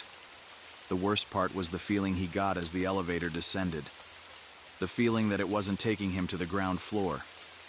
The lights above him flickered erratically, and the elevator jerked again. The floor indicator flickered in a way that made his blood run cold. It stopped at the 28th floor. Again. Elliot's heart skipped a beat as the doors slid open, revealing the same eerie, dimly lit hallway he had just escaped from. The figure was gone, but the cold, oppressive air remained. "No, no, no," Elliot muttered, backing away from the doors. He frantically pressed the buttons, trying to get the elevator to move again, but nothing happened. The elevator remained on the 28th floor, unmoving, as if it were mocking him. The whisper returned. "You can't leave." Elliot's blood ran cold as the doors slowly closed on their own. Elliot's chest heaved as he leaned against the wall inside the elevator. His hands shook, his breathing shallow, as the quiet buzz of the elevator's lights buzzed in the tense silence. Every inch of him screamed to escape, but the elevator refused to comply. The doors were closed, trapping him on the 28th floor, a place that had no reason to exist. He glanced down at the floor indicator once more, watching the number flicker between the 28th and 29th. It was as though the elevator was stuck, in limbo. It was no longer the modern, efficient elevator he was used to. It had become something sinister, something that was playing its own game. The doors did not open. Elliot's thoughts raced in all directions. How had he gotten here? He had been on the 27th floor, headed for the ground floor, and yet now he was stuck in this forsaken place. A place that, by all accounts, shouldn't even exist. He knew this building like the back of his hand. He had worked here for years. He knew the history, the layout, every single floor. But this? This wasn't part of the design. What was happening? How could he get out? As the minutes dragged on, the air inside the elevator grew thick and suffocating. The faint whispers returned, curling around his mind like tendrils, making it hard to focus. They seemed to echo from every corner of the elevator, soft, sibilant, impossible to ignore. "Get off the elevator." The voice came again, clearer this time. "Get off before it takes you." Elliot pressed his palm against the cold elevator walls, trying to steady his frenzied thoughts. He could feel the vibrations in the floor beneath his feet, small, almost imperceptible at first. But then they grew stronger. The elevator seemed to be moving again, but not in any direction he recognized. The floors below his feet seemed to vanish, leaving him in total uncertainty. Suddenly, the elevator came to a screeching halt. The doors opened slowly. Elliot's heart skipped a beat. The hallway beyond the doors was unlike any hallway he had seen before. The walls were lined with faded, cracked tiles, their surfaces chipped and yellowed with age. The air smelled stale and heavy, as if it had been untouched by human presence for decades. A layer of dust covered everything, and yet the eerie hum of the building's aging systems made the entire space feel alive, like a heart beating in the dark. The hallway stretched out before him, twisted and winding, like it had been built with no clear sense of direction. He had never seen this part of the building. It was like walking through the remnants of a forgotten era, a place no one had entered in decades. As he stepped out of the elevator, his shoes scuffed against the worn tiles. The sound echoed far too loudly for a space so silent, and for a moment, he thought he heard a distant door creaking open. But when he looked down the hallway, there was no movement. Nothing. He swallowed hard, his throat dry. "Hello?" His voice seemed small, swallowed by the darkness. "Is anyone here?" The faint whispering returned, softer this time, almost like it was carried by the wind through the narrow passageways. His skin prickled. He knew someone. Something was here. His eyes darted around, looking for any clue, any sign of what this place was. At the end of the hall, there was a single door, half open, leading to another room. A dim light flickered within. He could feel a strange compulsion pulling him toward it. Go to the door. The thought was not his own. It seemed to invade his mind, pushing him forward even as his feet moved against his will. Elliot's instincts screamed at him to turn back, to leave this godforsaken floor. But something inside him was drawing him closer to that door. His legs moved of their own accord, carrying him step by reluctant step toward it. As he approached, the light inside the room grew brighter, flickering erratically. The whispering sound returned, louder now. It was a chorus of voices, all speaking in unison. "Come closer. See what's waiting for you." Before he could stop himself, Elliot pushed the door open. Inside, the room was empty, save for a single desk. But the desk was covered in old papers, yellowed and faded with age, and a large, dark stain marred the floor beneath it. At first, Elliot thought it was just spilled ink or coffee, but when he crouched down to examine it, his breath caught in his throat. It was blood. Dark, dried blood. It pooled beneath the desk in an unnatural, almost ritualistic pattern. Elliot recoiled, his pulse racing. Something had happened here, a long time ago. Something violent. The room felt wrong. The blood on the floor was old, but its presence made his stomach churn. He glanced around, feeling the weight of unseen eyes on him. The whispering grew louder, more insistent. Then he heard something even worse. A sound. A soft scraping, like something dragging across the floor. Slowly, carefully, Elliot turned to look. In the far corner of the room there was a shape, a shadow, a figure. It was standing perfectly still, watching him. His breath caught in his throat. It was a man, dressed in tattered clothing, his face obscured by darkness. But his eyes were glowing.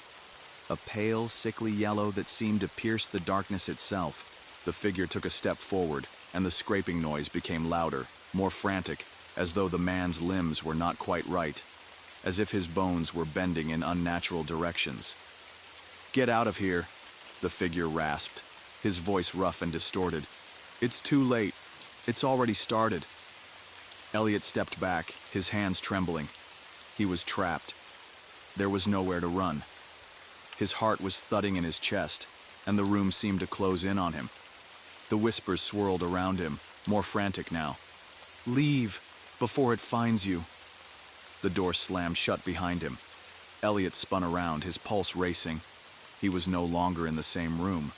The hallway stretched out before him again, but now the lights were out, leaving only the dim glow of emergency bulbs.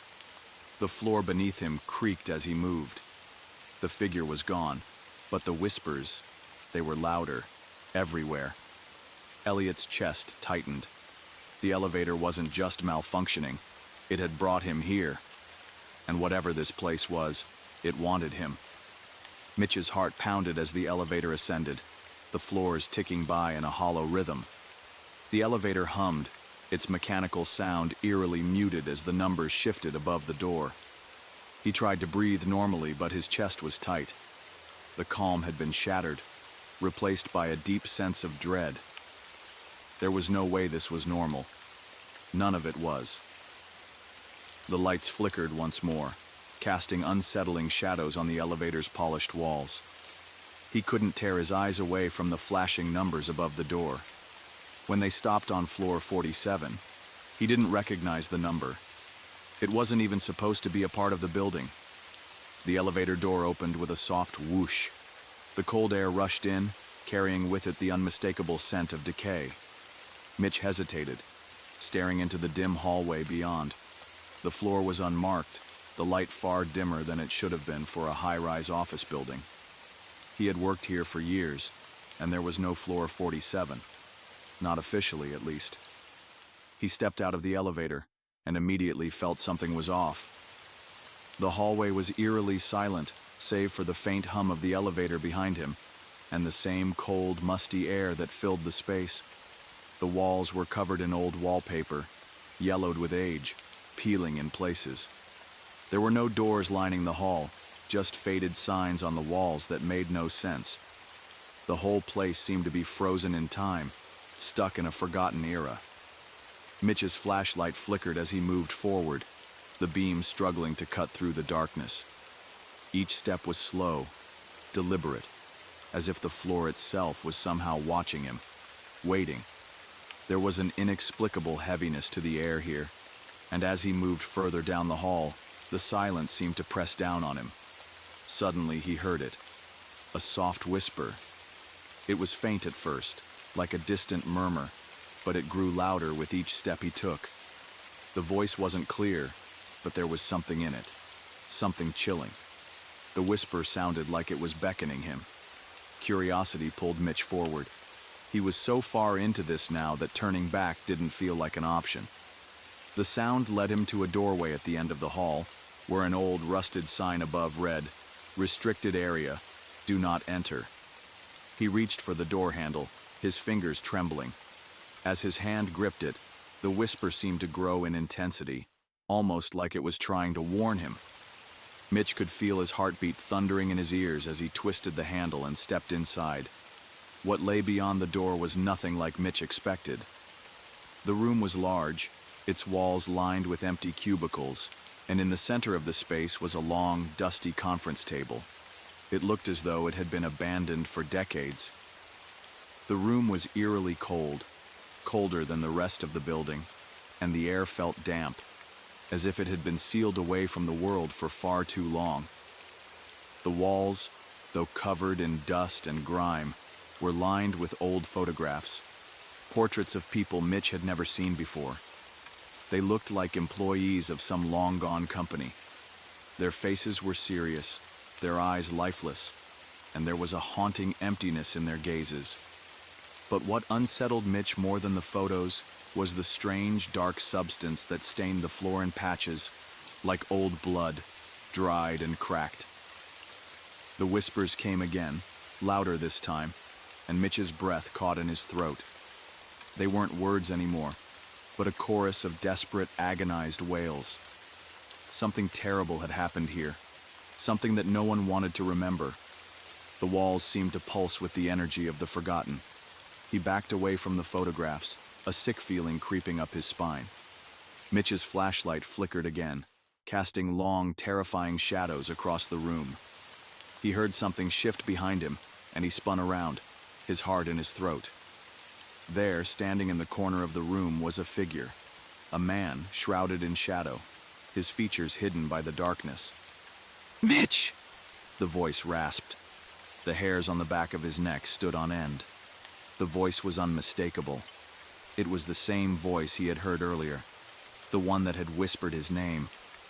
Before Mitch could react, the figure stepped into the light, revealing a face so gaunt and hollow it looked like the skin had been stretched over bone. The man's eyes were wide and vacant, his mouth stretched into a grotesque grin. It wasn't a smile. It was something far worse. The man's mouth opened, revealing rows of jagged teeth, like a predator ready to devour him whole. "Why did you come?" the man's voice croaked, as though it came from deep within his chest. "You weren't supposed to come here." Mitch stumbled backward, his breath coming in short gasps. His hands gripped the flashlight tighter, though he knew it wouldn't help. There was nowhere to run. The man, or whatever it was slowly advancing toward him, its pale hands reaching out as if to pull Mitch into the darkness. The air thickened, suffocating him, and Mitch's mind raced. The whispers were everywhere now, swirling around him, growing louder and more frantic. He could barely think straight. The figure's voice grew in strength, almost deafening. "You shouldn't have opened the door," it growled, a low, guttural sound. "Now, you're part of the cycle. You'll never leave. You'll be trapped forever." A cold, numbing sensation swept over Mitch's body, as though the life was being drained from him, his limbs heavy and slow. Panic surged through him as he realized the truth. This place, this floor, it wasn't just abandoned, it was cursed. Mitch tried to speak, but his throat tightened. The words stuck somewhere deep inside. His vision blurred as the man closed in on him, a low, mocking laugh echoing in his ears. It felt like everything around him was closing in, the shadows swallowing him whole. And then, just as Mitch thought he would lose himself to the darkness, the elevator door behind him slammed open, the light spilling into the room. A new figure stepped into the space, an old janitor, his expression hard and knowing. He stepped toward Mitch, who could barely keep his eyes open. "It's too late," the janitor said quietly, his voice full of sorrow. "I tried to warn you." Mitch looked back at the shadowed figure, his breath shallow. It was too much to understand. Before he could ask what was going on, the world around him went black. When Mitch's eyes opened again, he was no longer in the eerie office. The world felt disorienting, as though he had been asleep for ages. He found himself lying in a bed, soft, warm, and familiar. His own apartment. The city lights filtered through the window, casting a peaceful glow across the room. It felt like a dream. It had to be. He remembered the elevator, the strange whispers, the man with the ghastly grin. But here he was, in the comfort of his own space. He rubbed his eyes, trying to shake off the remnants of the nightmare. Then he saw it. A small, subtle detail. The clock on his nightstand read 3:45 a.m. Mitch had never set it to that time. The hands of the clock ticked, but with an eerie, unnatural rhythm. His breath caught as his eyes darted around the room. Something was wrong. The walls around him were unfamiliar. The furniture, the photographs on the wall, everything seemed to have changed in his sleep. He tried to stand up, but his legs felt weak, like they hadn't supported him in years. His hands trembled as he reached out for something to steady himself. Suddenly, his phone buzzed on the nightstand. Mitch froze. There was only one number that ever reached him in times like this. He picked it up, his fingers shaking, and stared at the screen. It was the janitor's number, the one who had appeared in the cursed office building. He answered with a shaky breath. "Hello?" The voice on the other end was calm but foreboding. "You're still here, aren't you?" Mitch's blood ran cold. "What do you mean?" The janitor sighed, a deep, weary sound. "I warned you, Mitch. You opened the door. Now you're part of the cycle. The floor is yours and you will never leave it. No matter how hard you try, you'll always return to it. That's the curse. It's already begun." Mitch's heart hammered in his chest. He tried to speak, but words failed him. Panic surged. He stood attempting to run, but as he reached the door, the familiar chill of the office building, the one that had haunted his thoughts, seemed to settle over him once again. The sound of whispers echoed in the distance, louder now, closer, number. It couldn't be. The room began to shift, the walls closing in as the hallway from the cursed floor materialized in front of him. The same peeling wallpaper, the flickering lights, and the sense of dread. The elevator stood before him once again, its doors open, beckoning him inside. "No!" Mitch screamed, backing away. But the doors slid shut with a loud metallic screech, and the elevator's lights flickered before it began to rise once more. The phone call continued, the janitor's voice calm and resigned. "You'll never escape, Mitch. The elevator will always find you. You'll always be part of the cycle now." The elevator doors opened again, and Mitch stepped out into the same dark hallway. He tried to fight it, tried to turn back, but his body refused to obey. He stumbled down the corridor, unable to stop. Each whisper grew louder, more desperate. And then, as he reached the forgotten door at the end of the hall, it opened on its own. The face of the man with the hollow, jagged grin awaited him on the other side, his lips curling upward. "You're back," the figure whispered. "You'll never leave again." Mitch tried to scream, but no sound came out. His body, his mind, everything was frozen in place, caught in the endless cycle of the cursed floor. His vision blurred, and he could no longer distinguish the difference between the past, present, and future. The shadows consumed him. Another night at the high-rise. The elevator hummed to life, moving between floors. But the building was different now. It had always been different. The elevator doors slid open, revealing another night janitor, young, eager, unaware of the horrors hidden in the building's forgotten corners. He looked around, hearing nothing but the hum of the machine and the soft echo of his footsteps. Then, the elevator doors closed, and the cycle continued.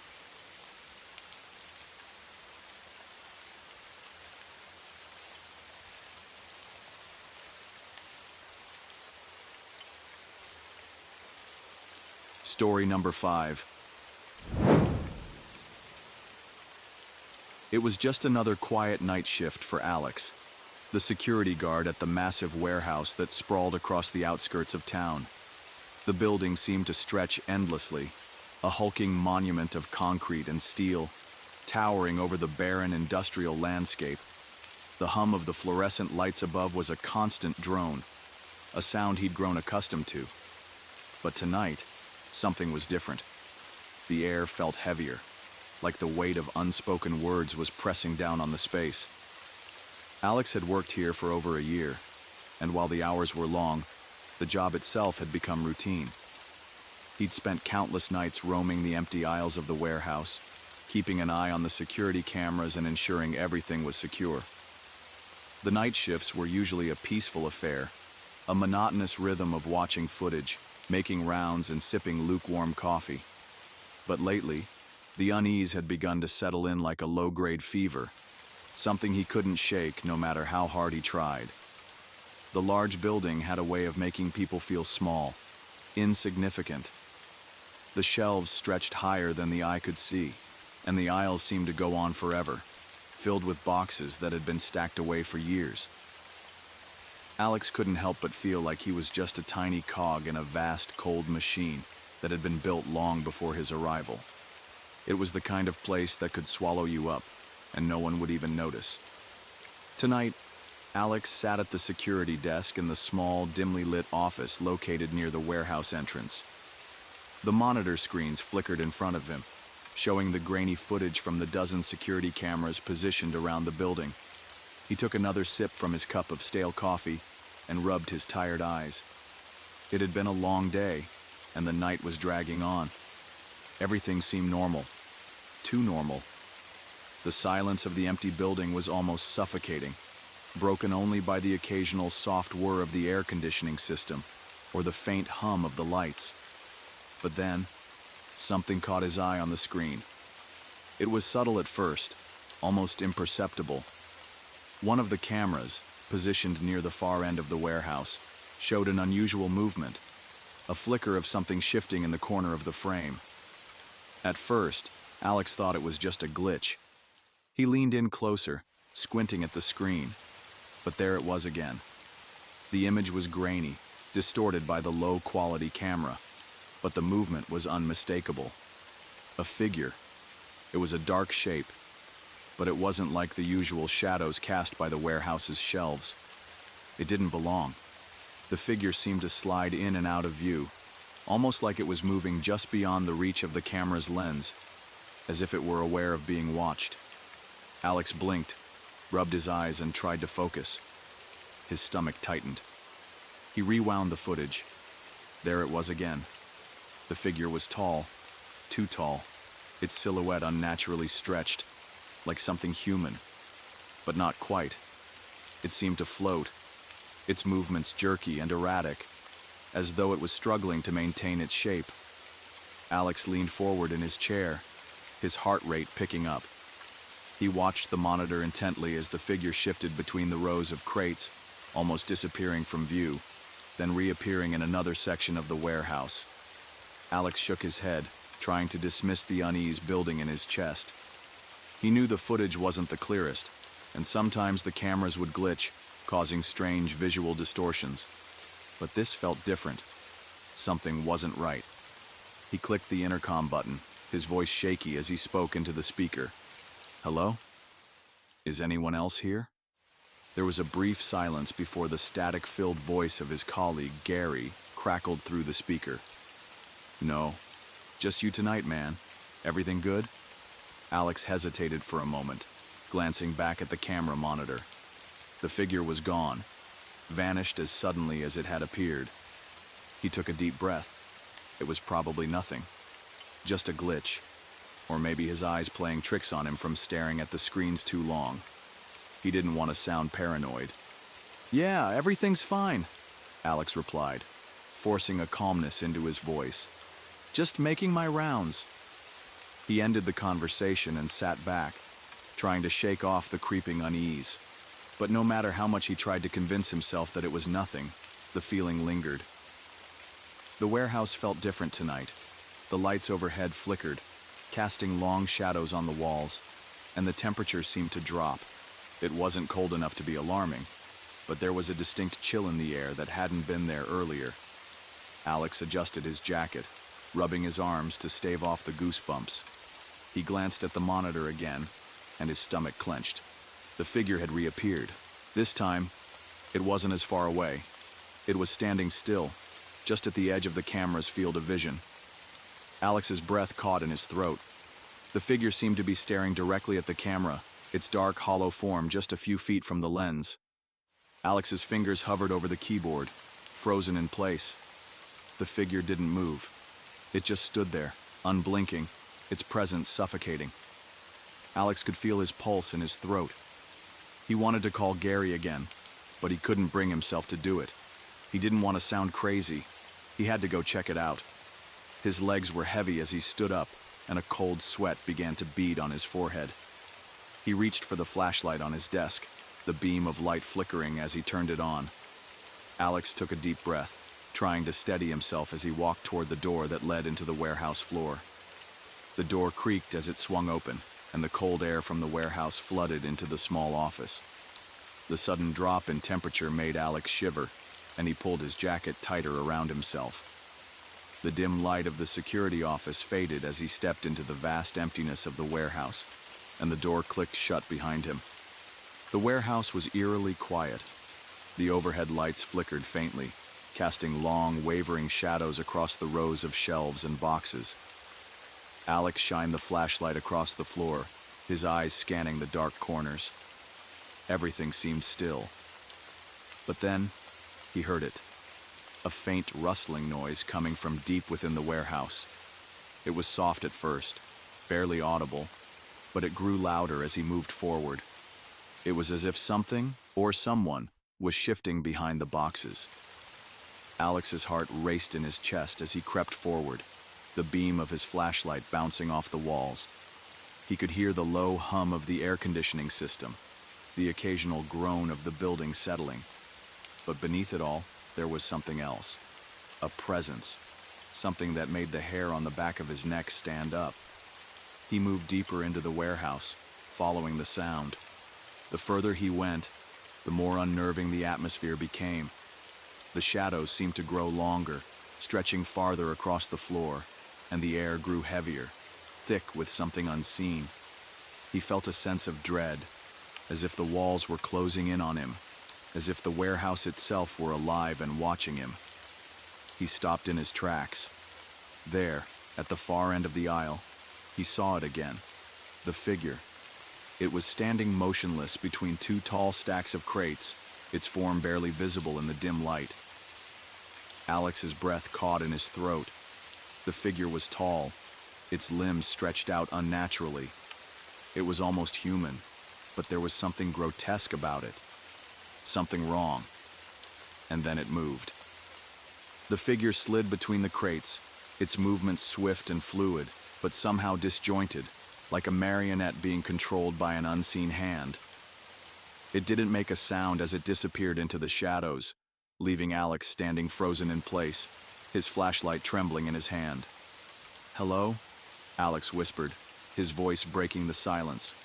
No answer. He swallowed hard, trying to gather his courage. He had to know what this was. What was happening in this place? Was it just a malfunction, or something far worse? But as he stepped forward, the lights above him flickered again, and a cold breeze swept through the warehouse, chilling him to the bone. The uneasy feeling gnawing at Alex intensified as he crept through the aisles, flashlight beam cutting through the darkness. The air seemed heavier here, as if the very walls of the warehouse were pressing in on him. The temperature had dropped even further, and his breath came out in small, visible puffs, like tiny clouds in the cold, sterile air. The hum of the fluorescent lights above was almost deafening in its silence, punctuated only by the faint sound of his footsteps echoing across the cold, concrete floor. His heart pounded in his chest as he carefully stepped around the crates, his mind racing. The figure he had seen earlier, it was no longer there. The shadowy form had disappeared into the depths of the warehouse. but Alex wasn't sure if he was more frightened by what he had seen or by the fact that it had vanished so easily. The fleeting moment when it had been in the camera's view felt like a dream, something he could almost dismiss as a trick of the light. But now, with his feet planted firmly on the cold concrete, he knew something was off. There was no denying it anymore. Someone was in this warehouse, and they were not human. The beams of his flashlight cut across the rows of shelving, illuminating stacks of cardboard boxes and industrial equipment that had been untouched for years. He walked past aisles where old merchandise had been left to gather dust, the air thick with the scent of paper and aging plastic. Everything appeared perfectly mundane, perfectly ordinary, but the hair on the back of his neck prickled with the undeniable sense that he was being watched. Alex's pulse quickened. He could hear something now. A low, almost imperceptible whisper that seemed to come from all directions. A voice that was too faint to understand. It was as if the very walls of the warehouse were murmuring, telling secrets in a language too ancient to decipher. He stopped dead in his tracks. The sound had come from the far end of the aisle, beyond the towering shelves of boxes. It was faint but unmistakable. Footsteps. Slow, deliberate, almost measured. Alex's breath caught in his throat, and he instinctively ducked behind a stack of crates. His pulse raced as his mind scrambled for an explanation. Was it Gary, the other security guard? Number Gary was supposed to be in the security room, several floors above. There was no one else working tonight. The footsteps grew louder. He pressed himself back against the cold metal of the crate, his flashlight still gripped tightly in his hand. The beam trembled in his grasp as he fought to steady his nerves. His stomach churned with a sense of dread he couldn't shake. Then the footsteps stopped. Alex's heart thudded violently in his chest, his breath coming in shallow, rapid bursts. He waited, straining his ears for any sound, any movement. But the warehouse remained unnervingly silent. Suddenly, the unmistakable scrape of metal against concrete reached his ears, sending a bolt of fear through him. The noise was sharp, like the dragging of a heavy object, followed by the low creak of something shifting, something that shouldn't be moving at all.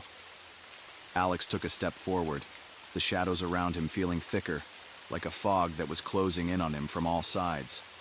His feet moved cautiously, making almost no sound against the smooth floor, but his nerves screamed at him to turn back.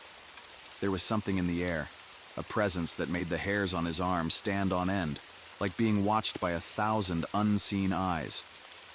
The flashlight flickered as if struggling against an unseen force, and Alex quickly tapped it to reset the beam. When the light returned, his gaze froze on a figure at the far end of the aisle. There it was again, the shadow. This time, the figure was not moving. It was standing perfectly still between two high shelves, just outside the reach of the dim light. It was taller than it should have been, its limbs unnaturally long, stretching toward the ceiling. Its form was obscured in the darkness, but Alex could make out the faint outline of a head, shoulders, and what appeared to be a thin, twisted body. He felt a sickening wave of nausea wash over him. The figure didn't belong in the warehouse. It looked wrong. The way it stood with its head cocked to one side was unnatural. Its posture was inhuman, twisted, like something that had been forced to mimic the shape of a person, but with all the wrong pieces. Alex wanted to turn and run, but his legs felt frozen, as if they had become cemented to the floor. The flashlight trembled in his hands, casting erratic, jittery beams across the scene. The figure's head shifted, slowly, very slowly. Its gaze, or what Alex assumed to be its gaze, moved toward him. Alex's breath caught in his throat. The figure didn't speak. It didn't move a muscle. It simply stared at him from the darkness, the faintest outline of its face hidden in the shadows. Then, without warning, the figure lunged. It was fast, impossibly fast. The movement was like a blur, too quick for Alex to react. The flashlight slipped from his hand as he stumbled backward, his legs tripping over themselves as panic surged through him. His chest heaved with each breath, and his mind screamed at him to run. to get away from this thing, whatever it was. But as he scrambled to stand, the warehouse seemed to stretch, the aisles expanding, the walls closing in. He could hear the figure's footsteps now, loud and echoing in the otherwise silent space. They were right behind him. Alex bolted down the aisle, but the shadows seemed to reach out for him, enveloping him, pulling him deeper into the labyrinth of shelves. The floor was slick beneath his feet, the air thick with an unearthly cold. Every time he thought he was escaping, the footsteps grew louder, closer, until he could hear the figure's breath, deep, slow, and wet, just inches behind him. The cold air around him grew heavier, suffocating. His lungs burned with each desperate inhale. The warehouse was no longer just a building. It had become a living entity, a dark, breathing thing that wanted him to stay, to be a part of its haunting, its cycle. Just as Alex reached the end of the aisle, a sharp pain shot through his side. His legs buckled, and he collapsed to the floor, breathless, his vision swimming. But it was the noise that brought him back to reality, the unmistakable sound of something dragging across the concrete floor, getting closer. The figure was almost on top of him. Alex's pulse thundered in his ears as he scrambled to regain his bearings. The warehouse, once a familiar and mundane space, now felt like a maze designed to trap him. His thoughts swirled in panic. How had this happened?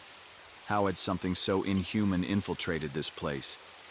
Every part of his body screamed to move, but the sharp pain in his side reminded him of his vulnerability.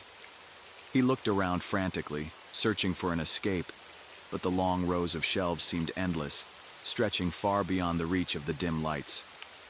The oppressive silence weighed heavily on his shoulders, broken only by the sound of his ragged breath and the eerie, dragging noise that seemed to follow him, growing ever closer. The figure's footsteps were almost imperceptible, like the shifting of wind against the walls, but Alex could feel its presence growing stronger with every passing second. There was something wrong with its movement. It was too fluid, like it didn't belong to the laws of nature. Each step seemed to distort the space around it, warping the shadows and twisting the air. A glance behind him revealed nothing, just the cold, cavernous aisles of stacked crates and boxes. But he knew it was there. He could feel the cold creeping closer, the oppressive chill pressing in from all sides, wrapping around him like a vice. His feet finally regained control as he pushed himself off the floor, ignoring the sting in his side. He bolted forward again, faster this time, his legs shaking with each desperate step. His flashlight lay discarded on the ground, its beam still casting an erratic glow on the dusty floor. He needed to get out. He needed to find the exit. But as his feet pounded against the concrete, he realized something. There was no way out. No matter how many corners he turned or how many aisles he ran down, he couldn't escape. The layout of the warehouse was twisting, changing with every step he took. He had been running in circles. The shelves loomed taller than they had moments ago, and the familiar landmarks of the storage rooms were now entirely absent. It was as if the warehouse itself had come alive, responding to the presence of the thing chasing him. It was no longer a building. It was a predator, and he was its prey. The oppressive silence suddenly shattered with a sound that almost made Alex freeze in his tracks. It was the unmistakable sound of dragging, but this time, it was followed by a faint scraping noise. Metal against concrete. Something was being dragged, and the sound was getting louder. Alex's legs burned from the effort, but the fear that gnawed at him pushed him onward. He could feel his strength waning, but he couldn't stop. He had to keep moving. His mind screamed at him to find an exit, any escape, but there was no sign of one.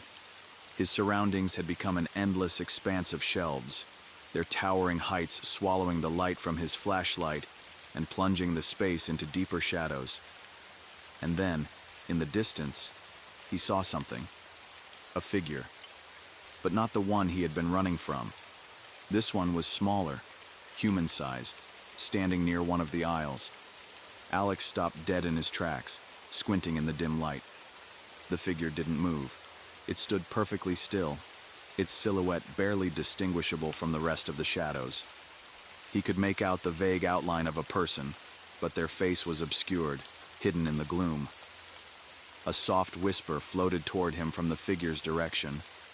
It was faint, almost like a breath against his ear. But it wasn't a voice he recognized. The words were unclear, distorted, as if they were being spoken through thick fog. Alex's breath caught in his throat. He had to know. He had to see who, or what, was standing there. Against every instinct telling him to run, he crept toward the figure, each step slower than the last, his senses on high alert. The figure didn't seem to notice him at first, but as Alex drew closer, something shifted. The air grew colder still, and the whispers grew louder. Then, without warning, the figure turned toward him. Its eyes were hollow, dark pits where no light could reach.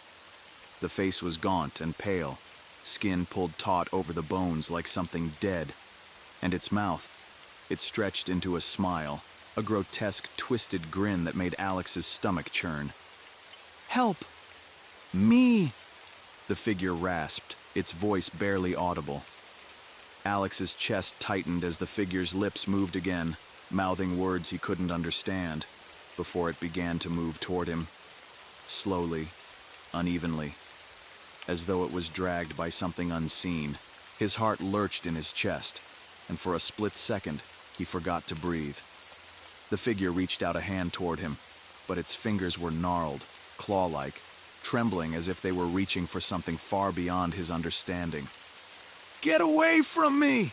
Alex screamed, his voice echoing through the empty expanse of the warehouse. But the figure didn't stop. It was inching closer, its hand now just inches from his face. Alex bolted backward, his feet stumbling on the uneven ground as he scrambled to get away. His heart pounded violently in his chest, and he couldn't get enough air into his lungs. He had to escape. He had to get out of there before it was too late. But when he looked up, he froze. The entire warehouse had changed. The shelves, once neatly stacked and orderly, had now become an overwhelming maze of twisted angles and towering metal structures. The walls were closing in on him, narrowing as though the building itself were constricting, breathing, alive with a malevolent force.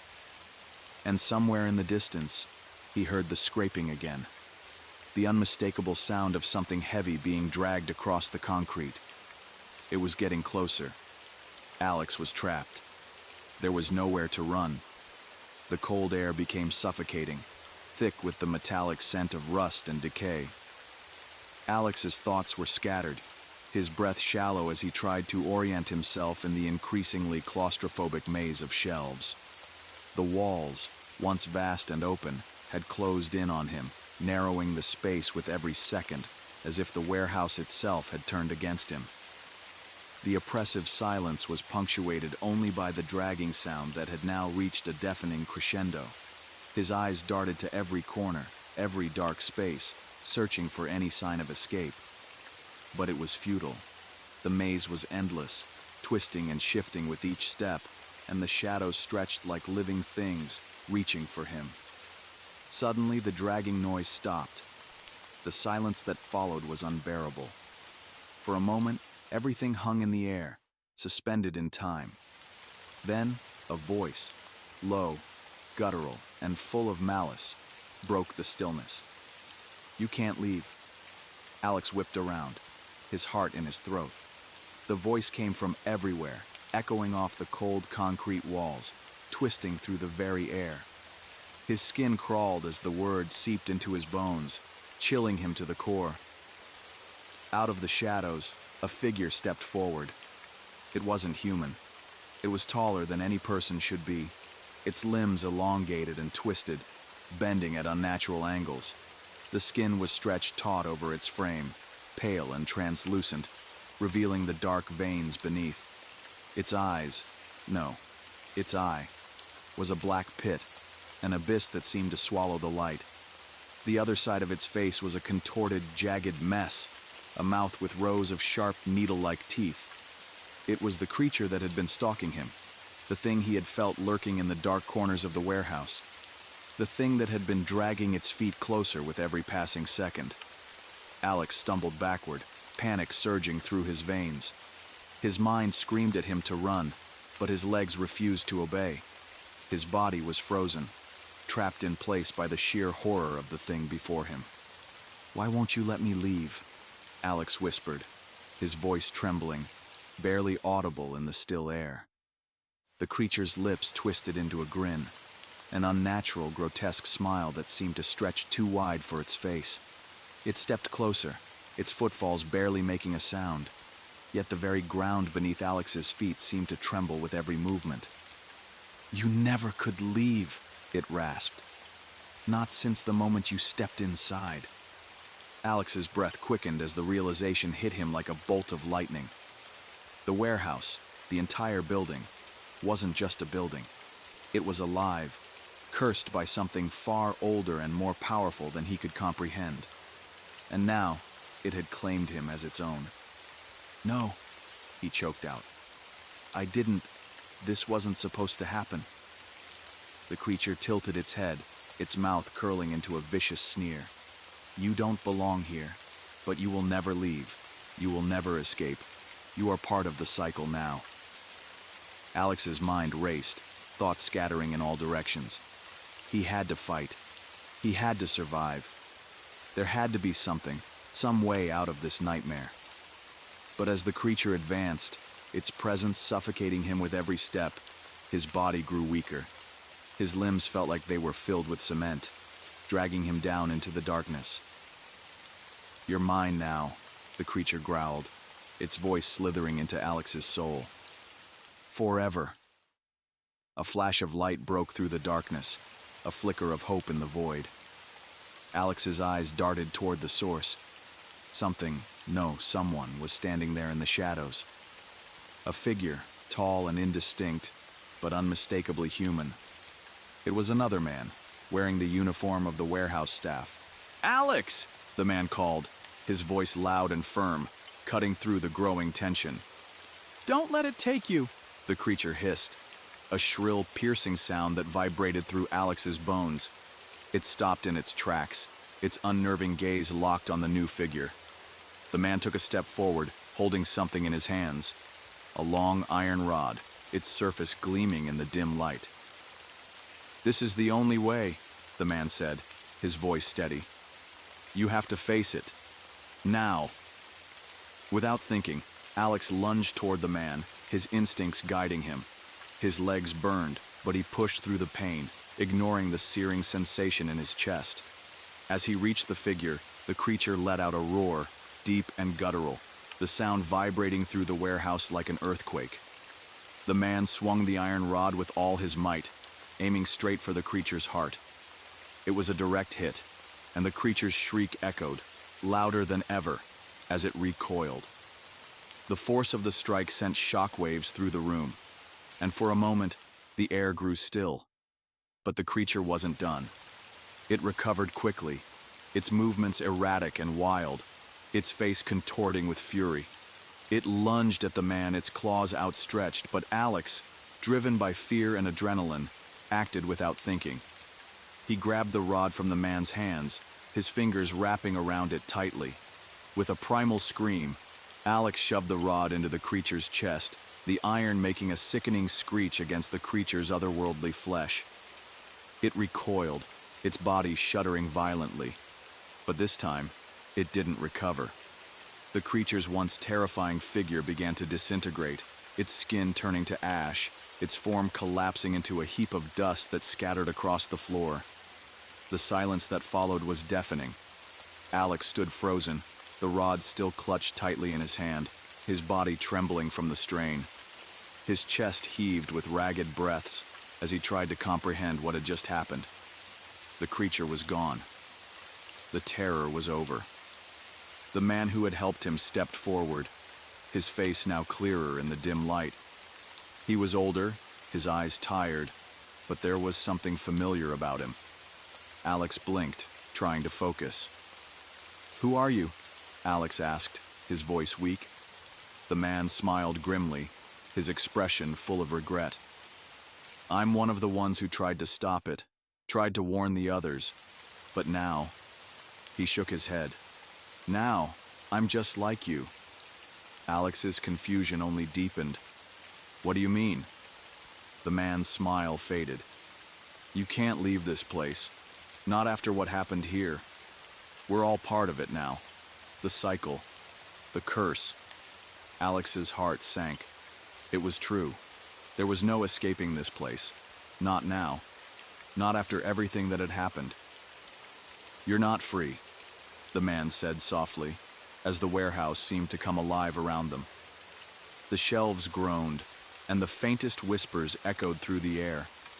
Alex stared at the man, then looked around at the shifting maze of the warehouse. He realized the truth. This place was a prison, and it would never let him go. Not as long as he lived. And just like the man before him, he was trapped.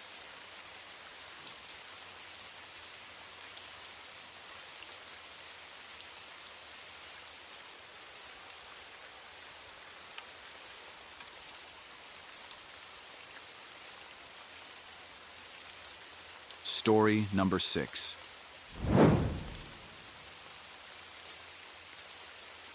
Clara sat at her desk in the dimly lit office, her fingers moving steadily across the keyboard as the glow of the screen cast a soft blue light onto her face. The building was eerily quiet now. Most of the employees had gone home for the day, leaving the office to the occasional hum of the fluorescent lights above her and the faint clattering of her keys. She didn't mind the solitude. It gave her a chance to catch up on the endless pile of paperwork and emails that demanded her attention. The clock on the wall ticked steadily, marking the passage of time in the otherwise still space. It was already 11:30 p.m., and Clara was becoming more and more aware of how dark the office felt now. The sounds of the city, which she could usually hear faintly from the windows, seemed muffled as the night deepened. The building felt isolated, separate from the rest of the world. For a moment, she looked around, her gaze passing over the rows of empty desks, the forgotten chairs that were left behind, and the shadows that began to stretch along the walls. Her attention was briefly drawn to the chair in the far corner of the room, a solitary, darkened figure. It was an old office chair, one that seemed out of place among the newer, sleeker models in the rest of the office. This one had been there for as long as she could remember, pushed into the corner where no one ever sat. Yet, for reasons she couldn't explain, Clara felt a peculiar unease whenever her eyes wandered to it. It was as though it was watching her, waiting for something. She shook her head, trying to brush off the thoughts. She had been working too long. It was just her mind playing tricks on her. The office chair wasn't alive. It wasn't anything other than a piece of furniture. The noise broke her concentration. It was faint at first, just a soft squeak, so subtle that Clara almost thought she imagined it. But then it came again, louder this time, a scraping sound against the floor. Her fingers froze on the keyboard. The hairs on the back of her neck stood on end, and she slowly turned her head toward the source of the sound.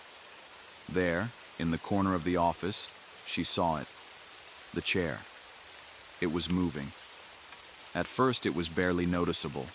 A slight shift, like a slow drag, the wheels of the chair grinding against the wooden floor. It wasn't a violent motion, but it was enough to make Clara's pulse quicken. She stared at it for a moment, unsure of what to make of it. Could the wheels be loose? Was the floor sloping in some way that made the chair move on its own? But the movement continued. The chair wasn't just rocking. It was slowly turning, pivoting as if someone had given it a gentle nudge. Clara's breath caught in her throat, her heart pounding as she leaned forward, her gaze locked on the chair. It stopped. For a moment, there was complete silence again. She exhaled slowly, trying to dismiss the uneasy feeling that was creeping up her spine. It had to be a draft or some mechanical glitch. Maybe the air conditioning system had kicked in, causing the chair to move slightly. Or maybe, she thought, it was just her tired mind playing tricks on her. But then, without warning, the squeak returned. This time it was louder and more distinct.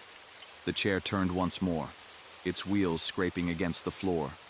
The motion was deliberate, slow and methodical, as if it was being guided by some unseen force. Clara's heart raced as she stood up, her eyes wide with disbelief. She took a few tentative steps toward the chair, her body trembling with a mix of curiosity and dread. The room felt colder now. The air had shifted, and the faint sound of the chair's movement filled the space. She approached the corner, her footsteps muted against the carpet. The chair was facing her now, as if it had been waiting for her to approach. Her breath was shallow, and she found herself unwilling to touch it, unwilling to break the eerie stillness of the moment. Just as she reached out to examine the chair, the lights above flickered. Clara froze, her hand hovering over the armrest of the chair. The buzzing of the fluorescent lights grew louder, and for a brief moment, everything seemed to be bathed in an unnatural glow. The lights flickered once, twice, then they buzzed and went out entirely, plunging the office into complete darkness. Clara gasped, stumbling backward. The eerie silence in the room deepened, pressing in on her from all sides. She fumbled for the light switch, but it wasn't responding. Panic began to set in. She could feel the chill of the air creeping up her spine as if the temperature had dropped several degrees in an instant. It wasn't just the lights. The chair was no longer where it had been. She swallowed hard, her mind racing as she tried to make sense of what was happening. The chair had been facing her just moments before, but now it was turned toward the door. Slowly, deliberately, as though it had been waiting for her to turn away. Her body shook and her breath hitched. What was going on? Was she imagining this? Was it all just a coincidence? The hairs on the back of her neck prickled as she glanced nervously around the room. She could hear a faint whisper, too soft to make out the words, but it was there. A whisper coming from the direction of the chair. The unsettling sensation of being watched returned, and she couldn't shake the feeling that she was no longer alone in the office. She backed away from the corner, her eyes never leaving the chair. She needed to leave. She needed to get out of there. But when she turned to walk toward the door, her heart nearly stopped. There, in the doorway, standing in the shadows, was a figure. It was just a silhouette at first, dark and indistinct, but Clara's eyes locked onto it with growing terror. The figure didn't move. It just stood there, watching her. Clara's breath caught in her throat, her hand instinctively reaching for her phone. She fumbled to unlock it, the glow of the screen casting an eerie light across her shaking hands. She tried to call for help, but when she pressed the call button, there was only static. Her mind was racing now, her heart hammering in her chest. Who was that? Was it real? Was this some kind of prank? She looked back to the chair, then quickly turned her attention to the figure in the doorway, only to find it was gone. The room felt suffocating now, the air thick with unease. Clara, trembling, moved toward the door, the sound of her footsteps loud and unnatural in the silence. She reached for the handle, her hand shaking. The door opened with a loud creak, and she stepped out into the hallway, closing the door behind her with a slam. But even as she stood there, she knew that the chair in the corner of the office wasn't just an ordinary piece of furniture. Something was wrong. Something was watching her. And as she hurried to the elevator, she realized with a sinking feeling in her stomach that whatever had been moving in that chair, whatever had been whispering from the shadows, wasn't going to let her go that easily. The next few days passed in a blur for Clara. She tried to shake the unsettling experience from her mind, but it lingered like a persistent shadow, always hovering in the back of her thoughts. The office, once a mundane space where she felt safe and secure, now felt different, haunted almost.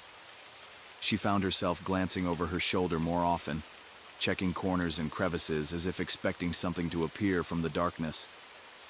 Despite her growing unease, Clara tried to maintain her focus on her work. She didn't want to seem paranoid, but the truth was, she couldn't get the image of that chair and the figure in the doorway out of her mind. She had convinced herself that it was all a trick of her tired mind, that the flickering lights and the strange sounds could be explained away by the stress of her job. But deep down, a voice in the back of her head told her that something wasn't right. That Friday evening, as the office was closing down for the weekend, Clara was left with a gnawing sense of dread.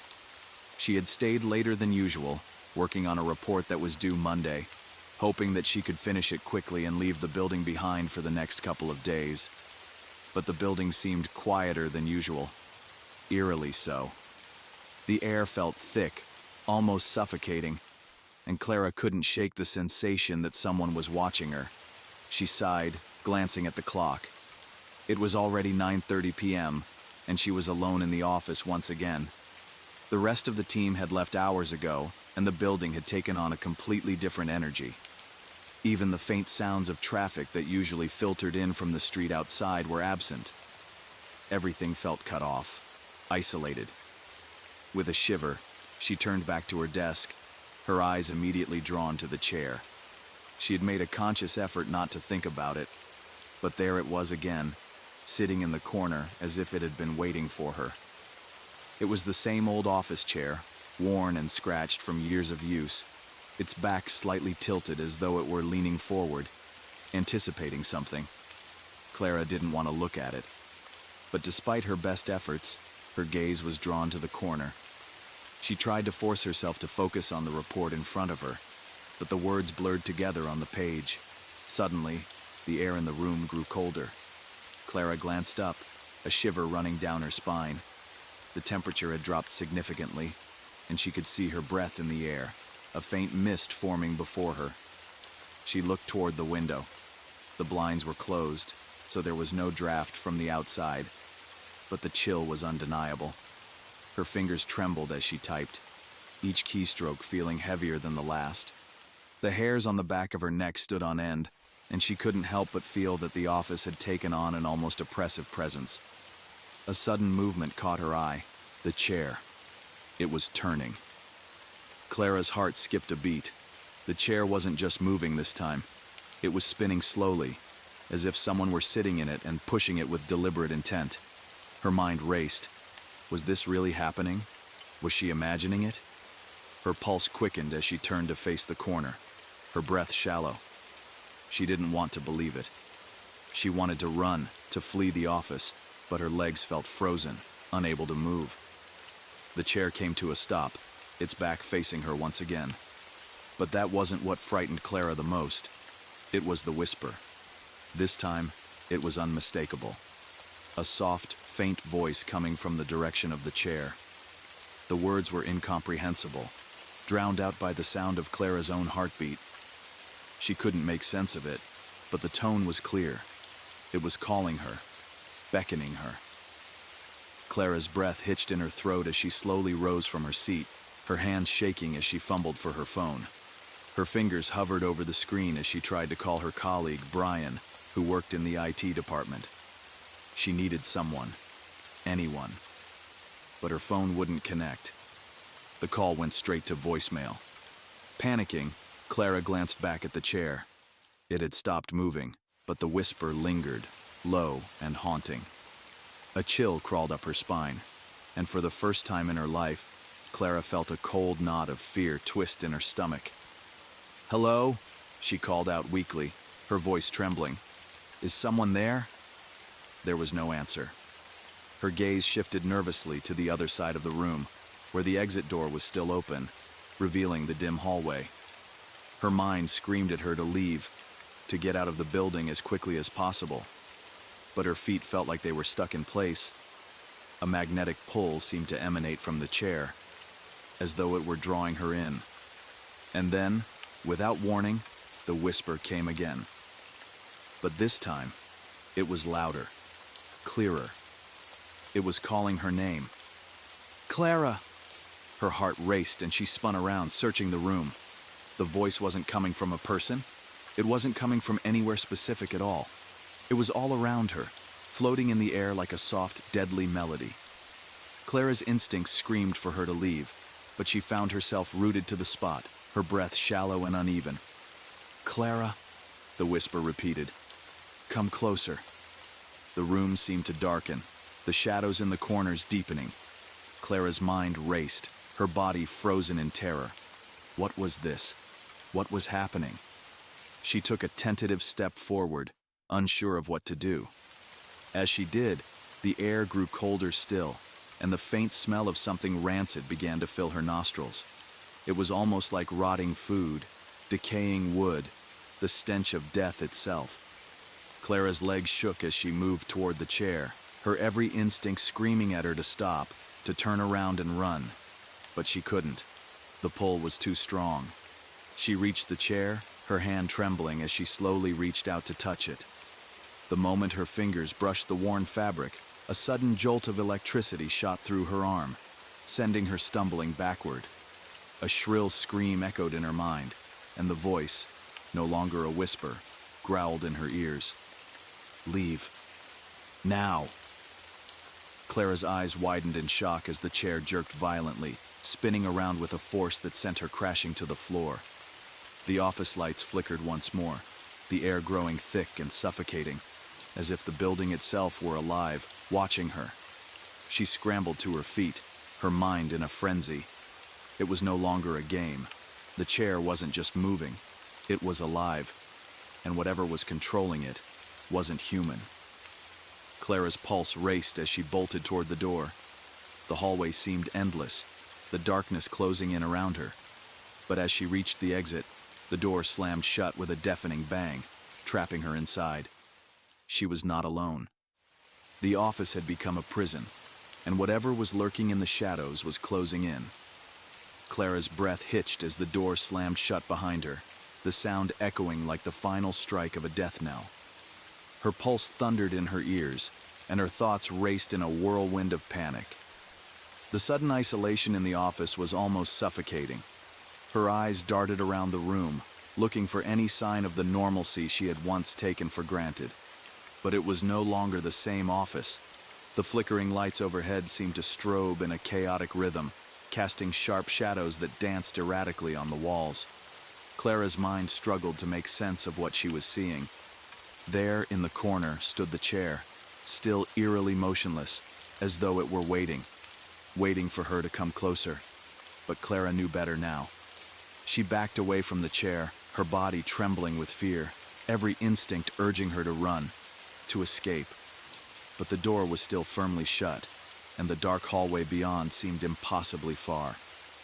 The temperature in the room had dropped even further, and Clara could feel the cold seeping into her bones. She wrapped her arms around herself, trying to stave off the chill, but it was useless. She was no longer just cold, she was freezing, her breath coming out in visible puffs of white. The stench of decay in the air intensified, like the damp, suffocating odor of something long dead. And then came the sound. A faint scraping noise, like nails on a chalkboard. It came from the far corner, near the storage closet. Clara froze, her heart slamming in her chest. The noise wasn't just the movement of an inanimate object. It sounded deliberate, as if someone, or something, was deliberately dragging something across the floor. Her mind screamed at her to run, but her feet felt glued to the spot. She could hear the chair, now turning slowly, as if it were savoring the fear building within her. The whispering started again. Clara. It wasn't a whisper this time. It was a low, guttural voice, so close to her ear that she spun around, convinced that someone was standing just behind her. But there was no one there. Clara, why are you afraid? The voice crooned, its tone soothing and menacing all at once. I'm here to help you. She clutched her chest, trying to steady her breath, but the words felt suffocating. Every inch of the office was alive with an oppressive, unnatural energy, and it was closing in on her. It was as if the very walls were watching her, waiting for her to make a mistake, waiting for her to fall deeper into the trap. No, she whispered aloud, shaking her head frantically. This isn't real. The chair creaked, its back now facing her again, but its seat was turned just slightly, as though waiting for her to sit down. Clara's mind raced. What the hell was happening? The sound of movement behind her made her spin around again, and that's when she saw it. A figure, tall and gaunt, standing in the doorway of the storage closet. Its eyes were dark pits, its mouth stretched into a grotesque, silent grin. Its form shimmered in the flickering light, half-formed, like a shadow struggling to stay grounded in the real world. She couldn't breathe. It wasn't human. Not anymore. Her feet were moving before her brain could catch up, her body propelled by a raw, primal instinct to get away. She ran toward the door again, her hand scrambling for the doorknob. But before she could reach it, the door slammed shut on its own with a violent, ear-splitting bang. Her heart pounded, and she stumbled backward, horrified, as she realized that the door wasn't just stuck. It was sealed, locked with some unseen force. She turned around, her body shaking violently, her breath shallow and quick. The figure in the storage closet was closer now, its feet making no sound as it glided silently across the floor. The darkness that surrounded it seemed to swallow up the light, deepening the shadows in the room. Clara tried to scream, but no sound came out. The air around her felt thick and oppressive, heavy with the weight of something ancient, something malevolent. She turned back toward the chair. The movement was too slow, too deliberate. It was no longer just a piece of furniture. It was part of the ritual. It was part of the terror that had enveloped the room. The chair turned fully now, and Clara's heart skipped a beat when she saw it, the thing that was sitting there. It was a man, or rather, it had been a man once. His skin was mottled and decayed, like something that had been left to rot for far too long. His eyes were wide and hollow, devoid of any humanity. His lips were cracked in a sickening grin, revealing yellowed teeth. But what was most terrifying was the way he moved. His body was stiff, unnatural, like a puppet controlled by invisible strings, jerking and twitching as he slowly rose from the chair. Clara froze, her legs refusing to obey her as the figure took a step toward her, his eyes locked on hers. The voice came again, this time from the figure in the chair, but now it was unmistakably malevolent. "Come closer, Clara." The words echoed in her mind, deep and resonant, and Clara's body rebelled. She couldn't move. She couldn't think. She couldn't breathe. "You're mine now," the figure crooned, a dark chuckle spilling from his cracked lips. "And so is this office." Clara's body responded before her mind could make sense of it, her feet moving without direction. She stumbled toward the chair, as though compelled by an unseen force, her heart hammering in her chest. She reached out, her hand shaking, and touched the back of the chair. In an instant, the room changed. The shadows deepened, swirling around her in an almost tangible way, as if the very air was alive with dread. The figure in the chair was no longer a decayed man. It had become something far worse. It was now an entity, a being of pure malevolence, its features shifting and warping with every blink. The temperature in the room had dropped even further, and Clara could feel the cold seeping into her bones. She wrapped her arms around herself, trying to stave off the chill, but it was useless. She was no longer just cold, she was freezing, her breath coming out in visible puffs of white. The stench of decay in the air intensified, like the damp, suffocating odor of something long dead. And then came the sound.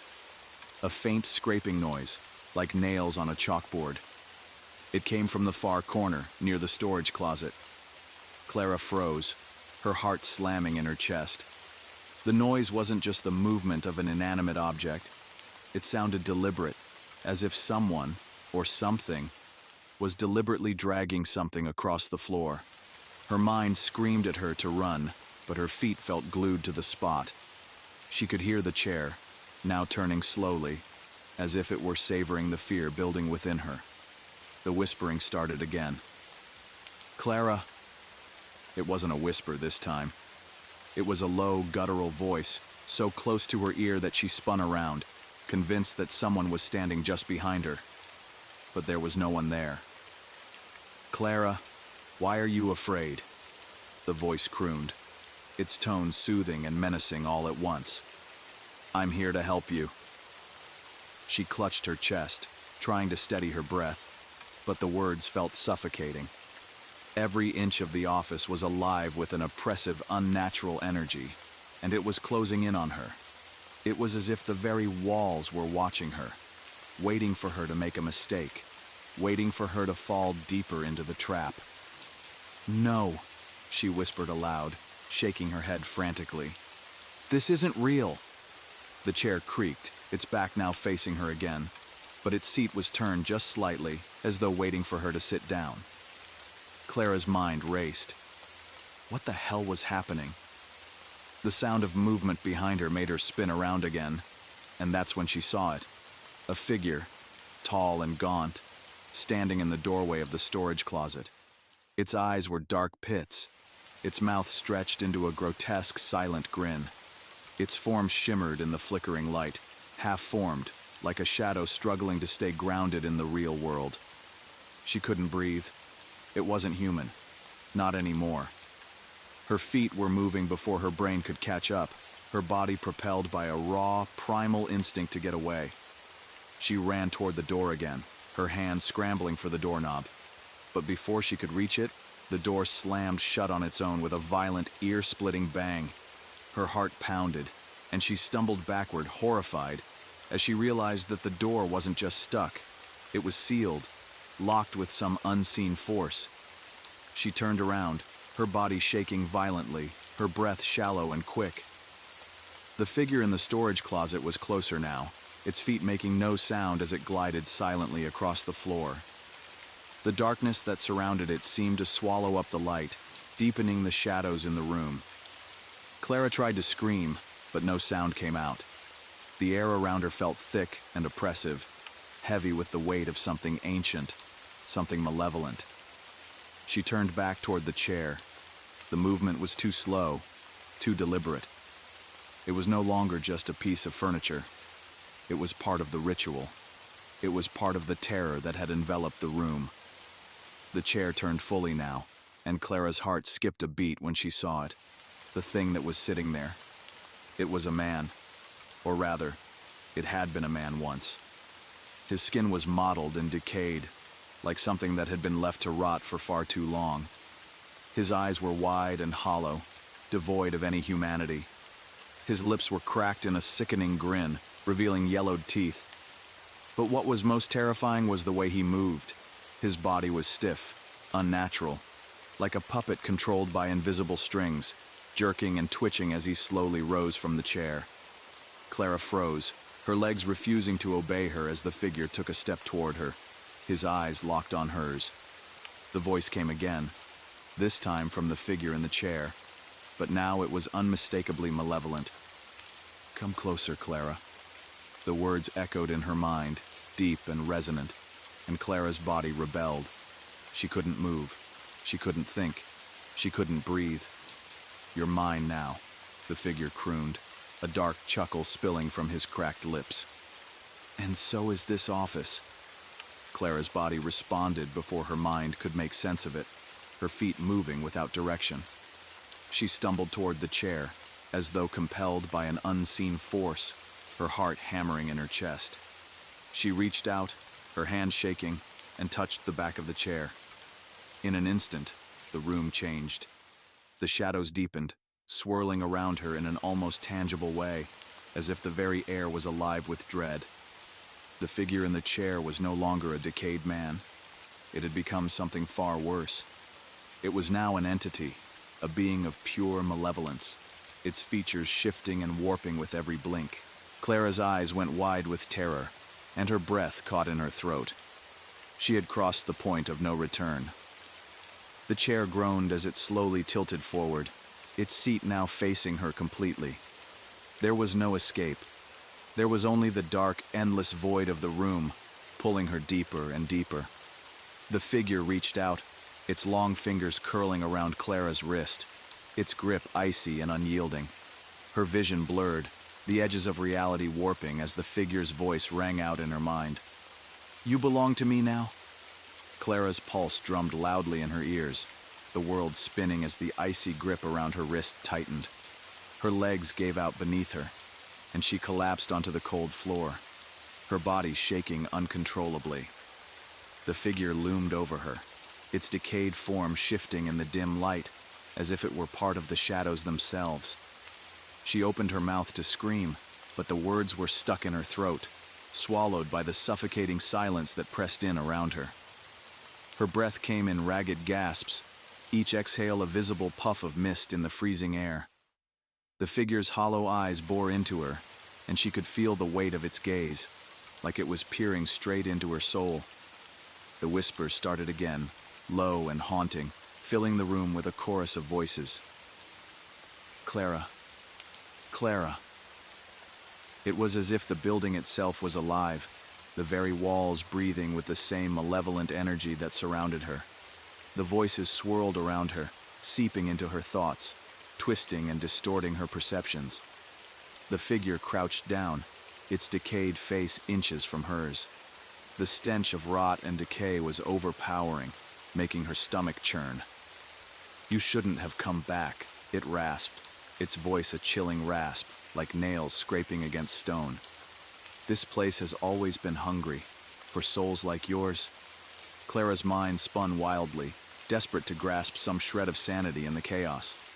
She tried to move, to escape, but her body wouldn't obey. It was as though she was frozen, held in place by the figure's presence, by its power. "No," she finally managed to gasp. "No, I'm not. I'm not like them." But the figure only grinned wider, revealing rows of jagged, rotting teeth.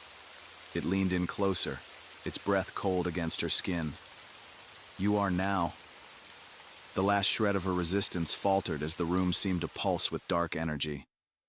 The chair behind her creaked ominously, and Clara felt an overwhelming compulsion to turn back to it. Her body moved against her will, as though the chair was calling to her, pulling her closer.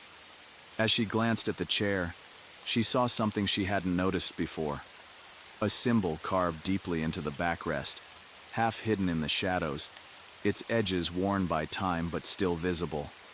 It was an intricate design, something ancient and unsettling, a symbol she had seen before, somewhere in her research.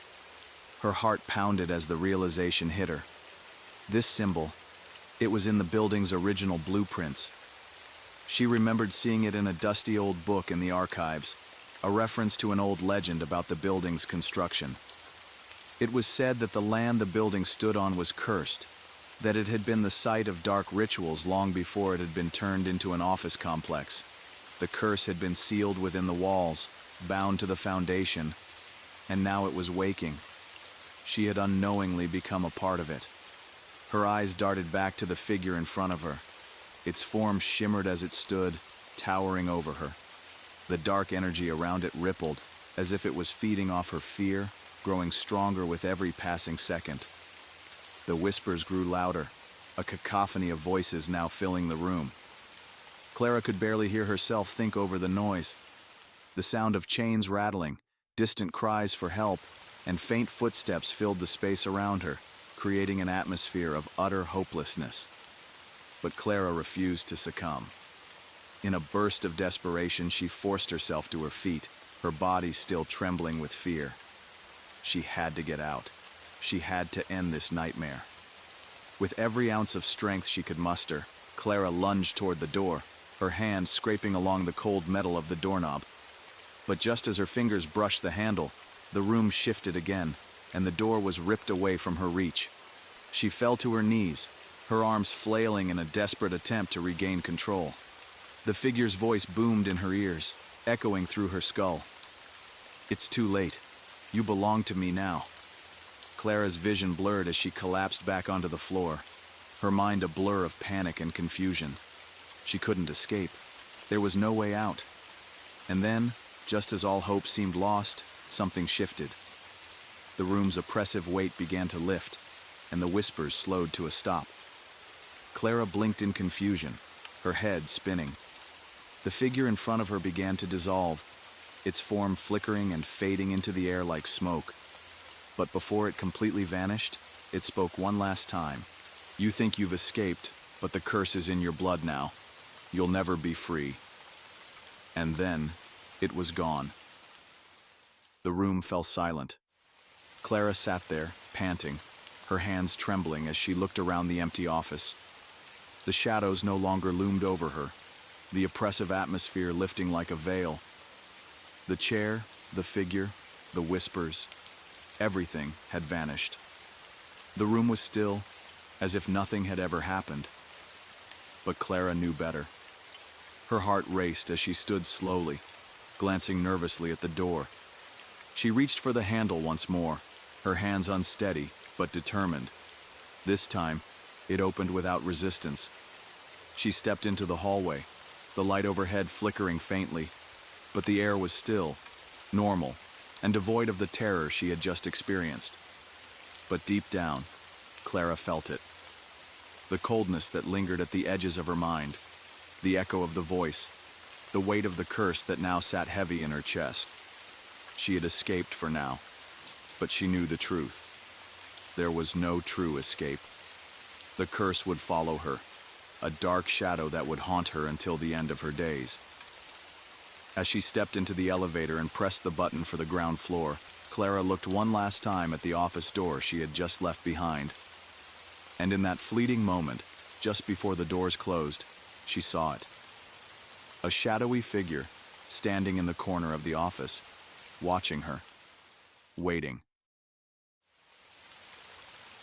We made it to the end, but the terror doesn't stop here. Make sure you're subscribed to the channel so you don't miss what's coming next. If you enjoyed the story, share it with a friend, and let's see who else can survive our next nightmare.